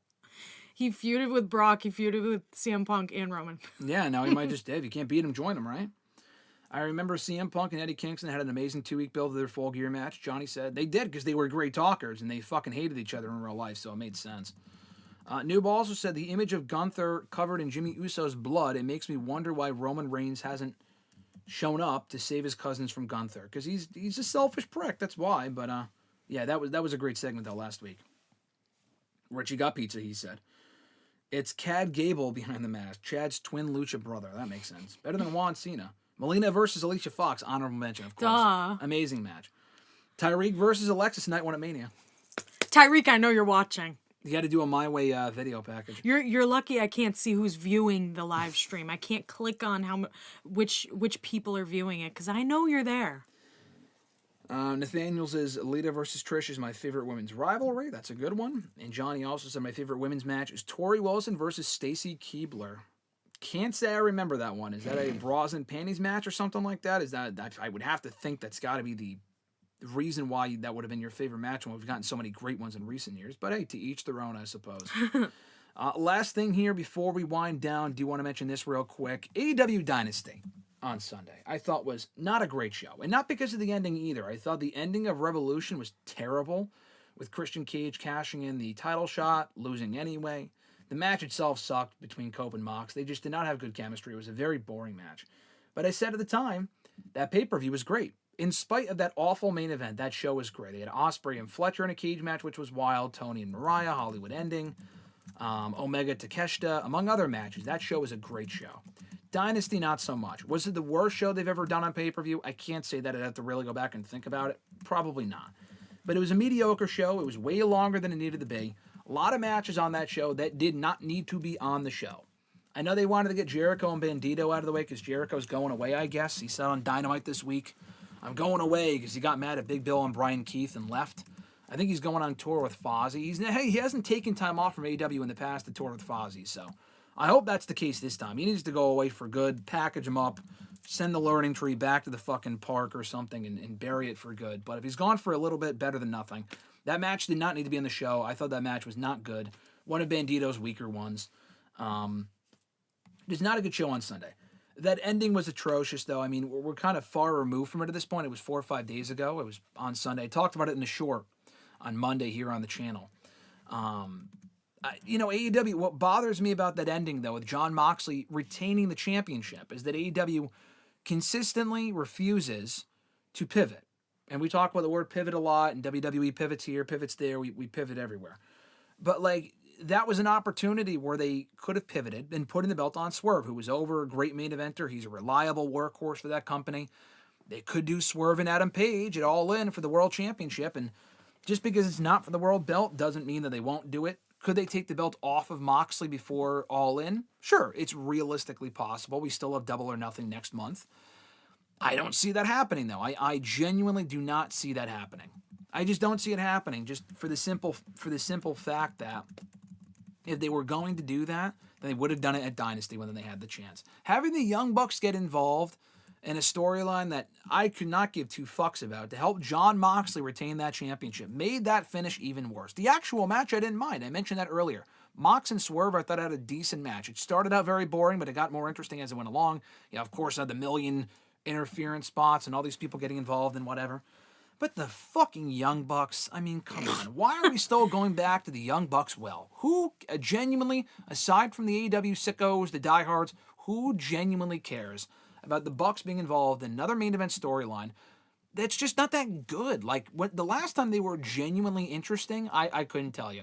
When they reunited the Elite about 2 years ago, I thought that was cool. That was well done.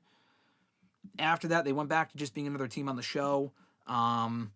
I don't know, when they were heels with Omega, maybe they were interesting, but as of late, last year, the whole EVP bullshit, we run the company, that whole hostile takeover of the company was a colossal failure. It was just a terrible storyline, never really had a proper conclusion. The Death Riders kind of occupy that spot now. They kind of took over that spot, and that's even worse. Somehow even worse than the EVP Elite shit with the Bucks. But now we're getting two terrible things at once. They're continuing the Elite storyline, and they stole the Death Riders. And the explanation on Wednesday's Dynamite didn't even really make much sense. They had the Bucks out there saying, we want to join Jon Moxley because we feel like we can be better together doing this hostile takeover of AEW. And Omega came out, when the last time we saw Omega in the company with the Bucks, they were attacking him about a year ago. And then he started, his mic work wasn't great. He was making, dog poop jokes. It was not good. He's definitely cut better promos. And it was just a disappointing follow-up to a pretty awful, not even disappointing. I was expecting something to kind of salvage the ending of that show. And they failed to do so. I just feel like they could be doing a lot better with the people involved in this story. They have a very talented roster. And it's just at a point now where it's hard to care. And you could be saying to yourself, well, of course, Will Ospreay is going to win the men's Owen Hart Cup and get the title shot at All In and challenge Moxley for the belt. And he will be our savior. He will take the title. He will end this Death Riders bullshit. The problem is, that's in fucking July. Look at a calendar. That's in 3 months. We have to deal with this bullshit until then. They should have pulled the plug last month. They should have pulled the plug in the Death Riders garbage 2-3 months ago. And now they're doing it. They're not even doing it now. They're doing it probably in July. They're not gonna pivot when they probably should. So I thought that ending was awful. There are some things going on in AEW that do have my interest. MJF trying to help out the Hurt Syndicate, I think, is cool. He wants to try to join them like Sami Zayn and the Bloodline, but, very similar. But, it works. It's entertaining, so whatever. The Women's Owen Hart Cup is progressing nicely. I enjoyed Statlander and Rosa last night. Statlander advancing. The Men's Owen Hart Cup had a couple bangers on Sunday. I enjoyed those matches. I think there was only one Owen Hart Cup match on Wednesday's Dynamite, but the Buck stuff was just terrible. If this is leading, which it definitely is, to another Anarchy in the Arena or fucking Blood and Guts match, specifically Anarchy in the Arena, the bloom is off the rose. It's hard to care at this point when they do the same shit, copy and paste year after year, and it's just not all that interesting. So I'm looking forward to seeing what they do with Swerve and Adam Page. I'm looking forward to the fallout there. I can't envision many directions that this storyline is going to go in where I could possibly care in the grand scheme of things. And the Death Riders actually going to be over after All In. They could have Moxley retain there. If the end goal of this is to put the belt on Darby, which I feel like it is, they might have him beat Will Ospreay, dude. And they might just keep the belt on Moxley until September or August. That would be even worse. If you think it's bad now, that's going to be even worse. So, not overly thrilled with Dynasty or last night's Dynamite, which I thought was a decent show. You can get my full written thoughts on the show over at WrestleRant.com. It's just, I don't know. I'm just not a fan of what they're doing in the main event picture right now in AEW. And then the main event last night, the Death Riders versus the Ops in a tag team match. It was a fine match, but again, who cares? That's not a main event. That's a fucking mid-card match on Collision. Who gives a shit? Nathaniel said earlier, before we wind down here, I hope The Rock shows up at WrestleMania because Stone Cold is at WrestleMania. That would be great to get the interaction that we were robbed of last year. I agree. Fernando said, what do the both of you think about Heyman taking on a female talent as a client who could use the rub and be a mouthpiece for? I mean, the answer was always Ronda Rousey. For whatever reason, I don't know why they never did it. I think Heyman was always writing for her anyway, so they should have put them together, but they didn't do it. They never put them together for whatever reason. And I'm not really sure why. Is there any female talent currently that you would put Paul Heyman with?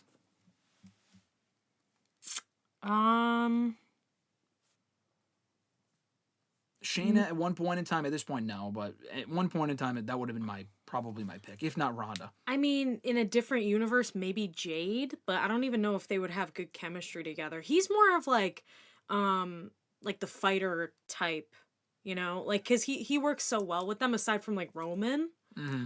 I mean, maybe that could work. I don't know. That's the only person I could think of just because I heard you saying that earlier that she could really benefit from a manager, but yeah, I can't really think of anyone. Yeah, maybe Jade. I think Bianca, but like Bianca and Montez Ford, I feel like is a better pairing than Paul Heyman and Bianca, you know? Oh, yeah. Not Rhea. No. Charlotte at this point, no. Becky, no. It would have been Bayley, cool no. like years ago if he was able to do that with Charlotte, because I think that would have been really neat. But it's just it's not worth it anymore. Yeah. I laughed when Jericho broke the TV. That whole segment. It wasn't bad, but it's just like they're teasing tension with Jericho and Big Bill. Brother, they should have done that a year ago. Like, why are we doing this now? It's at a point where it's hard to care, and I like Big Bill, but who gives a fuck? You know what I mean? Johnny said Tony Khan wants to stick to his long-term booking for the world title. Yeah, no matter how bad it is and how bad the fan feedback is for a company and a guy that likes to claim, oh, we like to listen to the fans. Yeah, I don't know what he's listening to. What does he listen to the fans on his ceiling? Because he's certainly not listening to the fans of his product. Because a lot of the people are, aside from the sickos, are shitting on this shit. Darby defeating Will and Moxley at All In for the world title. I mean, Darby winning the belt was fine. I just don't want to wait until. A lot of people will tell you I don't care, and that's totally fine. I personally don't have an issue with it because it does make sense. I just don't want to wait until July to get to there. That's the problem. Richie said Jericho has become Mickey Rourke from The Wrestler. We have said that before. He is Jericho. He is Chris Ricky the Ram Robinson Jericho. He even fucking looks like him too. Nathaniel said they're gonna make a Dark Side of the Ring, and Jericho's gonna have to narrate his own episode. Nathaniel said Moxley should not have won the title from Bryan Danielson last year. Nathaniel, I said the exact same thing. I said that last year. I said that he should not have won that championship. Which I watched that live. I was not a fan of that when Moxley beat him for the belt. I know it was Danielson's decision. That's why they did it. But I was not a fan of it. Fernando said, what are your thoughts on the explanation that the Bucks gave for costing Swerve the title? I mentioned that a moment ago. I thought it was garbage. Like, who cares? It was stupid. Dumb. You would think, honestly, I don't know what's worse. Them helping Moxley or the fact that they could have been feuding with Moxley, trying to save AEW from the Death Riders. That would have been even worse. So just get them off TV. They're like in Jericho category for me. Just save on packaging. Put Jericho, the Bucks, the Miz, and I like a lot of these guys. I was the biggest Jericho Miz mark, and I still am for the longest time. Put them all in a box, ship them away. Ship them away in the same box, never to be seen on either television show again. Johnny asked, Alexis, do you like Anarchy in the Arena? How? That's so random because when I was hearing you guys mention that, I hate it. It is so... It's garbage. It is so overstimulating. We're in the minority on that, of course, but it's garbage. Especially, was it the first one that we watched? And I'm like, I'm gonna have a panic attack. I need to go in the other room. Because it's like, they're playing the music. They're like, it's just so much going on. Like, stop. Like, chill. But I will say, on the other side of things, when they do the Stadium Stampede, I like that. That's a lot of fun. The Anarchy in the Arena, screw that. Yeah. Yeah. No, Blood and Guts is pretty good. Anarchy in the Yeah, Arena Blood and Guts is good too. Stadium Stampede, the first year they did it was good. When they kept doing it, it's like, okay. Like, they take something good. Anarchy in the Arena was never really good, in my opinion. But No. they take something good and they just run it into the ground. It doesn't have to be in the same show every year. I say the same thing about War Games. It's not an AEW, WWE thing. I would say the same thing about War Games. Doesn't have to be on the same show every fucking year. Right. Hot take, I've never been a fan of the Young Bucks, Richie says. That's totally fine. I enjoyed the Bucks a lot. I have a lot of Bullet Club merch from their time in New Japan, even the first few years of AEW. But ever since, like, post-Elite, like, after Omega's title run... After they lost the belts to the Lucha Bros, that was when I was like, okay, these guys just need to go away. You know what? After the whole CM Punk thing, I've just been like, the Punk thing was fuck kind of the Young Bucks. That was a big turning point. Yeah. Anarchy in the Arena, probably the Death Riders versus the Ops, Swerve, Hangman, and Omega.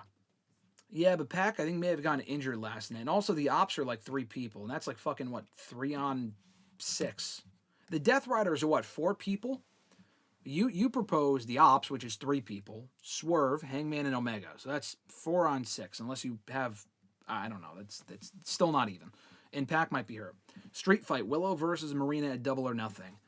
No, Marina is not good. Marina is fucking boring. Marina Shafir? Yes, Marina Shafir. Ugh. Yeah, no, they had that mixed tag team match on Dynamite. That was enough. Do Willow and John Moxley, I'll watch that. Willow and Marina? No. Are we still live, Micah asked. Yes, we are, Micah. Hi, Micah. We are about to wind down, but I'm glad you could jump in here before we could wind down and call it a day. Ahmed also joining us. Ahmed, what's going on, brother? He said, what's up, Graham? Just came from a job interview, but I unfortunately did not get the job. Well, I'm sorry to hear that, Ahmed. We are here to console you. Wish Ahmed well in the chat, everyone. But thank you for joining us. Hope you are doing well. We had a whole discussion about women's promos and the problem with which... I got to plug in my laptop. The problem with which earlier on. So if you missed that, be sure to rewind the video or check us out in the audio feed on WrestleRant.radio.com to check out our thoughts on that. Johnny said, WWE and AEW love the copy and paste buttons. They do, because it's easy booking. It's easy to copy and paste. It's easy to do in GM mode in the video game. In real life, it's just lazy. Mike has said, it just feels like to me that Mox is trying to have his own Roman Reigns type run. Yeah, and it's fucking garbage. That's the problem. Mike has said, I'm also here to report that the migraine I had Tuesday almost had me down and out for almost the 3 count, brother, but I kicked out at 2.5. Love to hear that, Mike. I'm glad you're doing well. Glad you're doing well. Mike has said, how do you feel about us sending you cool wrestling merch and unboxing it on the channel? That would be totally fine. That would be fun. If you were down for that, that would be totally fine. So, well, I'd have to set up a P.O. box or something, but, yeah, if you were to send cool wrestling merch my way, I would totally unbox it. Or just anything wrestling related. I think that's a fun video idea just in general.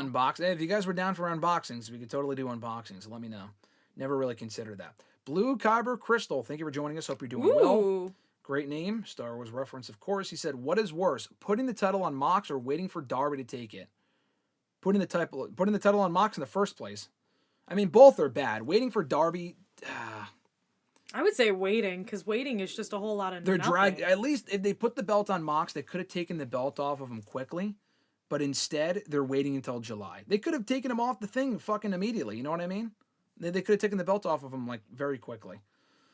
But they didn't, so probably waiting. That's a good question. Do you think Sting will be inducting Lex Luger next week?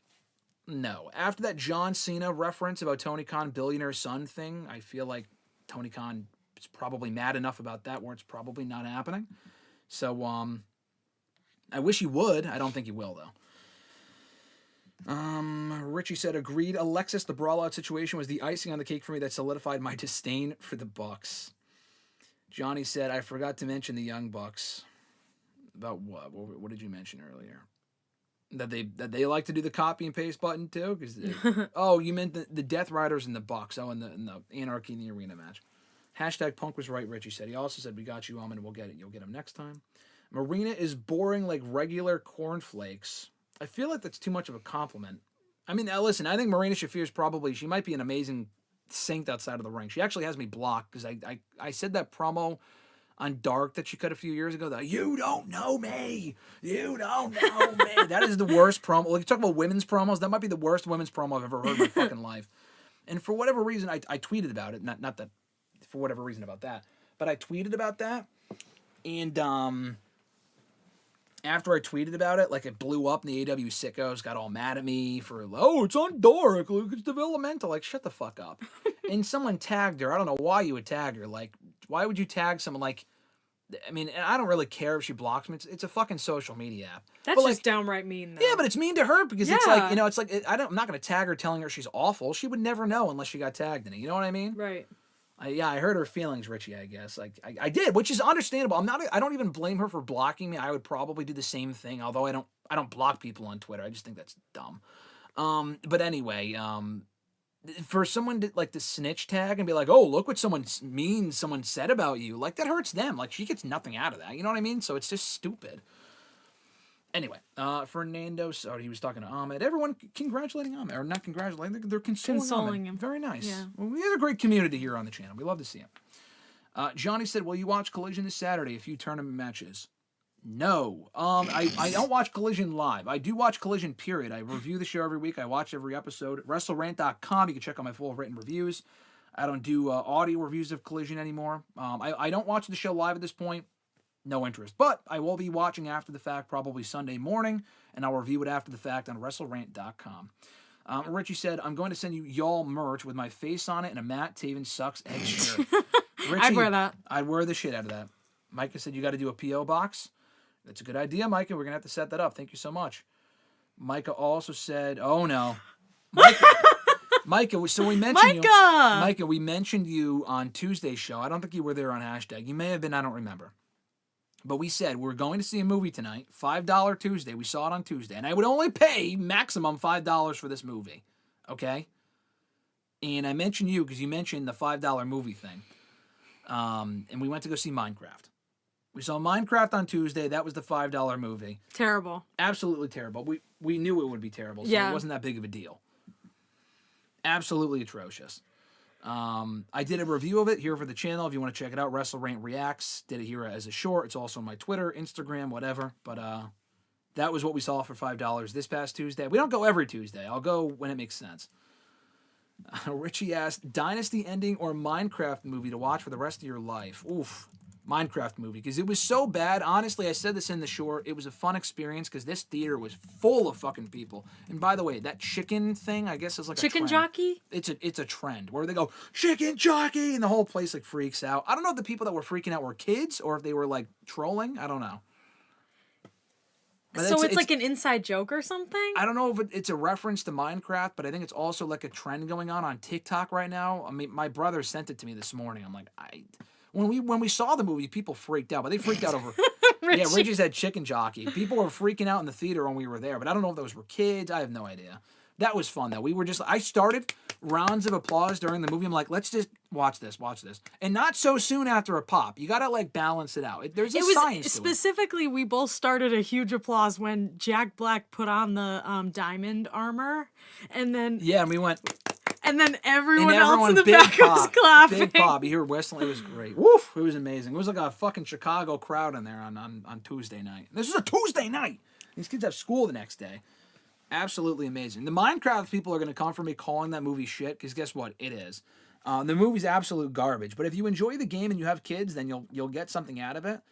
I mean, if the Minecraft people love it, it has an average of like 5 stars on Letterboxd because all the people are trolling and saying it's great. Listen. You can like Minecraft. You can't tell me that movie is good. It's just not. But it was fun to watch because people were so into it and they were ironically cheering for stuff. I haven't been a part of a theater like that since No Way Home a few years ago. So quite the experience. Did you see the CVV interview with Kevin Owens? Micah asked. No, I don't watch the whole interviews, but I did watch a few clips this morning and it looked good. Kevin Owens is very honest. Love Kevin Owens. He's an amazing dude. Any interaction I've had with him. He remembers me for some reason, so he remembered me when I saw him a couple months ago, and he was very nice.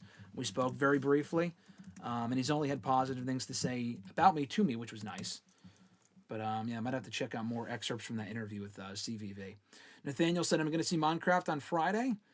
Enjoy. Maybe you'll like it. Maybe you won't. RJ asked, when we get an ice cream? With you, Mr. Marceau? Hopefully soon.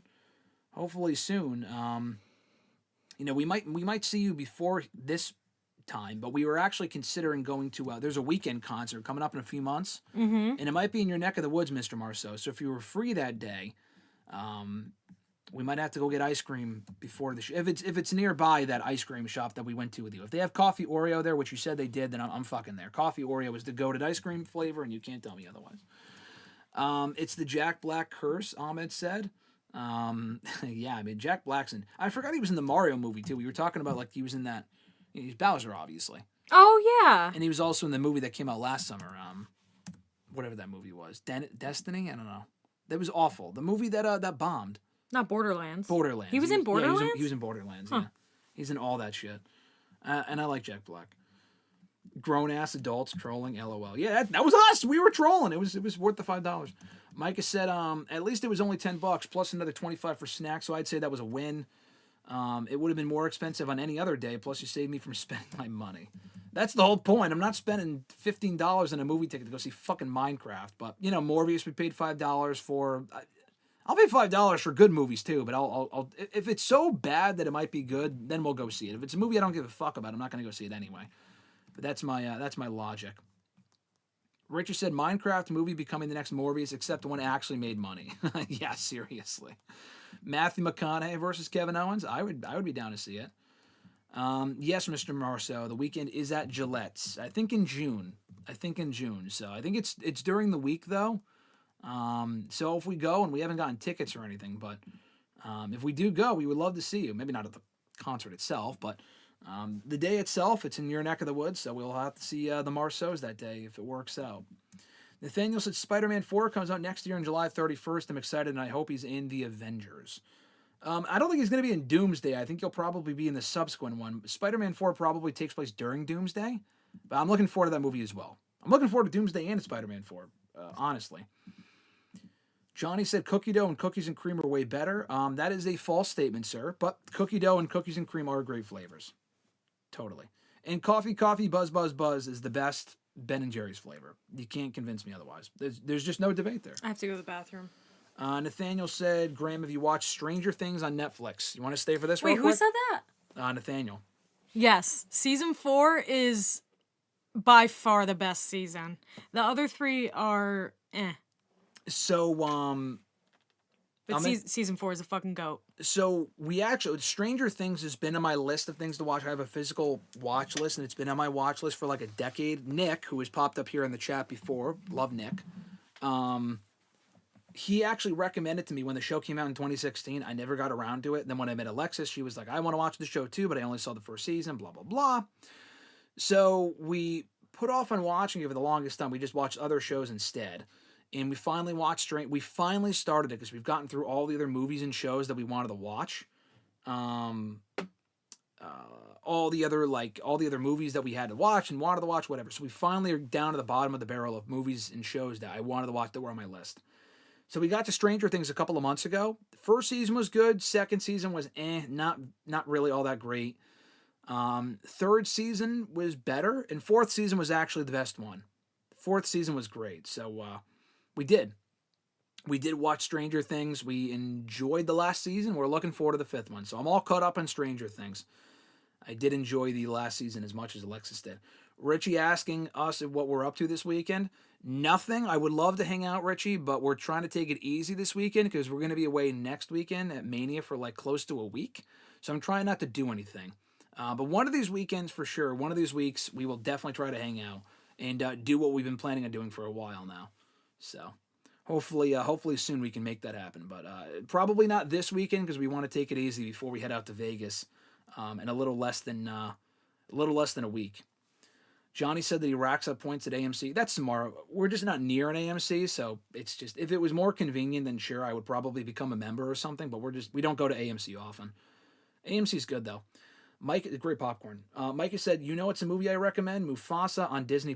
I saw Mufasa on New Year's Day, actually. It was good. It wasn't great. It wasn't the best live-action movie they've done. But, Mufasa was good. They've definitely done better live action movies, but it's on Disney Plus now, so you don't have to really, unless you don't have Disney Plus, you don't have to pay for it. So yeah, I would give Mufasa a watch. I think the original Lion King is a lot better, but even the remake was okay. Richie saying, "I love you, Eddie Munson." Micah giving me rapid fire questions: Coke or Sprite? Coke. I don't like Sprite. Pizza or cheeseburgers? It's a good question. Probably pizza. I don't even love cheeseburgers. I don't love cheeseburgers. I like regular burgers more. I'm more of a plain person, but let's go pizza. I do like cheeseburgers. I just like regular burgers more. I hope Mike doesn't die in season 5. Who is Mike? Is Mike the main character, or is that the kid that had a crush on the main character? The one that had a crush on the main character was fucking annoying towards the for most of the show. So if he dies, I can't say I care. If he's the main character, either way I wouldn't shed a tear. The other characters I like more.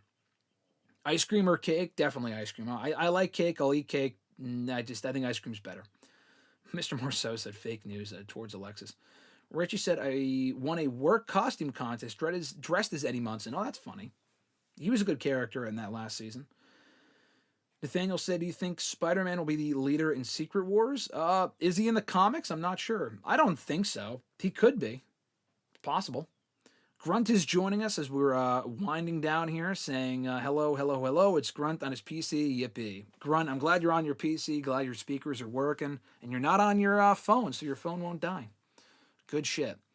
Mike has said John Cena career or Roman Reigns' career. Which is better? John Cena's career. I mean, John Cena's had a much bigger career. Roman had an amazing last couple of years, but overall, I probably would go Cena. Nathaniel said season 4 is his favorite. RJ said season 4 is good, but it's basically mini movies. It is. That last episode is like 2.5 hours. It's fucking ridiculous. Way, way too long. Way too long. I get why they do it, but when the run times are like an hour and a half, 2 hours an episode, that is just excessive. I'm sorry. RJ said, are you serious, GSM? What are we talking about? What am I serious about? I'll tell you if I'm serious or not. Richie said, let's aim for after Mania then. We definitely will, Richie. Mike has said, would you rather be stuck on an island for 21 days for a chance to win $1 million, or would you rather be lost in space for 21 days for a chance to win $1 million? Whichever one has Wi-Fi, I guess, is probably the honest answer. So let's say outer space, because then no one can bother me. On the island, I feel like I could get killed by I can get killed by animals and shit. In outer space, no one would bother me. If I still have Wi-Fi, then great. Johnny said, what's the worst ice cream flavor? I mean, it's all subjective. I'm not a big berry fan. Strawberry, Cherry, isn't that, I don't know. Wasn't there, there's some gross-ass flavors, like Harry Potter type flavors that are just fucking nasty. Probably any one of those. Grunt said, is there really such a good thing, or a thing as a good live-action Disney movie? X to doubt. I like Beauty and the Beast. I like that live-action movie. The Lion King was good. It wasn't, amazing, but it was good. I didn't see Aladdin. I know RJ loves Aladdin. I heard Mulan sucked. I don't think he liked Mulan either. Lilo and Stitch looks good, and I'm biased, but I'm looking forward to Lilo and Stitch. What other ones have there been? Cruella?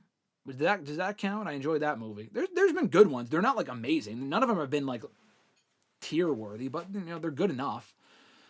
Let's see. Richie said kill of Will in the first episode in season 5 will be top tier.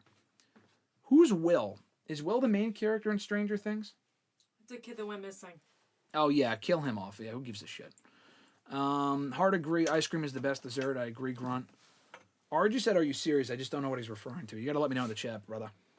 Nathaniel said season 1 or 2, I think Mike was the one to have a crush on 11. Oh, okay. Main character is Mike. They said, I'll cry if he dies. I'm not going to cry. I'm sorry. Mike is so annoying. Mike is fine. I think the other kid might be worse. RJ said Aladdin is amazing. I don't know if it's amazing, but it's probably decent. I still haven't seen it, RJ. The Cinderella one is really good. The live action movie. Yeah. Oh, okay. Oh, it's so good. Don't know. Haven't seen it. Mike has said mint flavored ice cream is the worst. Wrong. Wrong answer. There are such things as wrong answers. That is one of them. I had mint flavored Oreo ice cream last night that Alexis got me. Excellent. Mint chocolate chip is great anyway, but you throw in the Oreo, amazing. Nathaniel said I like Max. Are we talking streaming services now? No, he's talking about Max from Stranger Things. Oh, Max is the Sadie redhead. Sink, right? Okay. I liked her character. Yeah, she's good. I don't really care for the kids much at all, but she's one of the better ones. Dumbo and Pinocchio were good live actions. They're running out of ideas. Didn't see either one of them. I saw the Pinocchio Netflix movie. I don't think it was live action. I think it was animated. That was great. How come you don't like Will, Graham? That's which is Will? Will's the one that went missing. He acted like With a the bowl baby. cut? Yeah, I don't. First of all, he looks like a goof. He got better by the 4th season. He just acts like a goof. I don't know. He just gets kidnapped too much. He acts like a damsel in distress. He acts like a baby. He acts like a child. He got better by the 4th season, but he was fucking annoying for the first 3 seasons. RJ told me to look at my phone, and he texted both of us and said, Alexis, Graham just said he didn't know which one was Mike in Stranger Things. Listen, brother, I see these kids' names. Hold on. All right. I see these kids' things, and I see these shows, and I'm mixing the kids' names up. All right. Kids trying to fucking bury me over the phone. Jesus Christ. Good. Reggie said thoughts on Sabrina Carpenter in Fortnite. Don't care for her being in Fortnite if she's doing the weird ass shit where she's pointing to her private parts and stuff. I could do without that. But if her music's in the game, then that's great. I will defend Aladdin remake all day. It might be you and only you, Mr. Marceau. Richie said, Will needs to get rid of that bowl cut. I agree. He looks like a fucking goof. 4 seasons and he still has this stupid-ass haircut? Come on. It looks even worse when they trim it down. It looks dumb. Fernando asked, Alexis, what is your favorite Chick-fil-A? My location or something? He probably means, like, what's your Chick Flick. Oh. Are you okay? We were talking about Chick-fil-A earlier. It's not that stupid of a question. Fernando, Mamma Mia, any day of the week. There you go. Nathaniel said Sadie Sink, the Max character from Stranger Things, has been casted in Spider-Man 4. I was so excited when I heard that. I did see that. Grunt. He goes, isn't Will a child? Grim, of course he would act like a kid. They're not kids, Grunt. They're like, at this point, they're in fucking like high school. They're in like high school. He acts like a child. He acts like a fucking baby. Like a whiny ass bitch. No, 11 acts like a baby. She acts like a baby too, but she's better. Will is a fucking baby. Baby. I don't care about Will. The older kids are better. Mean Girls is the best chick flick. It's a great movie. Yeah, that's a great one too. Great one. That's probably, I don't know if that'd be my answer, but it's definitely up there. I wonder if Sadie Sink will play Mary Jane in Spider-Man 4. That's the speculation, like an alternate universe Mary Jane. Definitely possible. I mean, she's a good actress, so yeah. She is redheaded, so I could definitely see it. Obviously, the MJ in the MCU movies is not red; it's Zendaya. But maybe they have an alternate MJ or something. Totally possible. All right, guys. So we're gonna wind down here in a moment. I'm getting hungry seeing Alexis eat right now, so I want to eat too. So what we're gonna do? We're gonna wind down. Nathaniel said, "Do you guys think 11 will die in season 5? Mike would be sad if that happens." Yes, kill 11.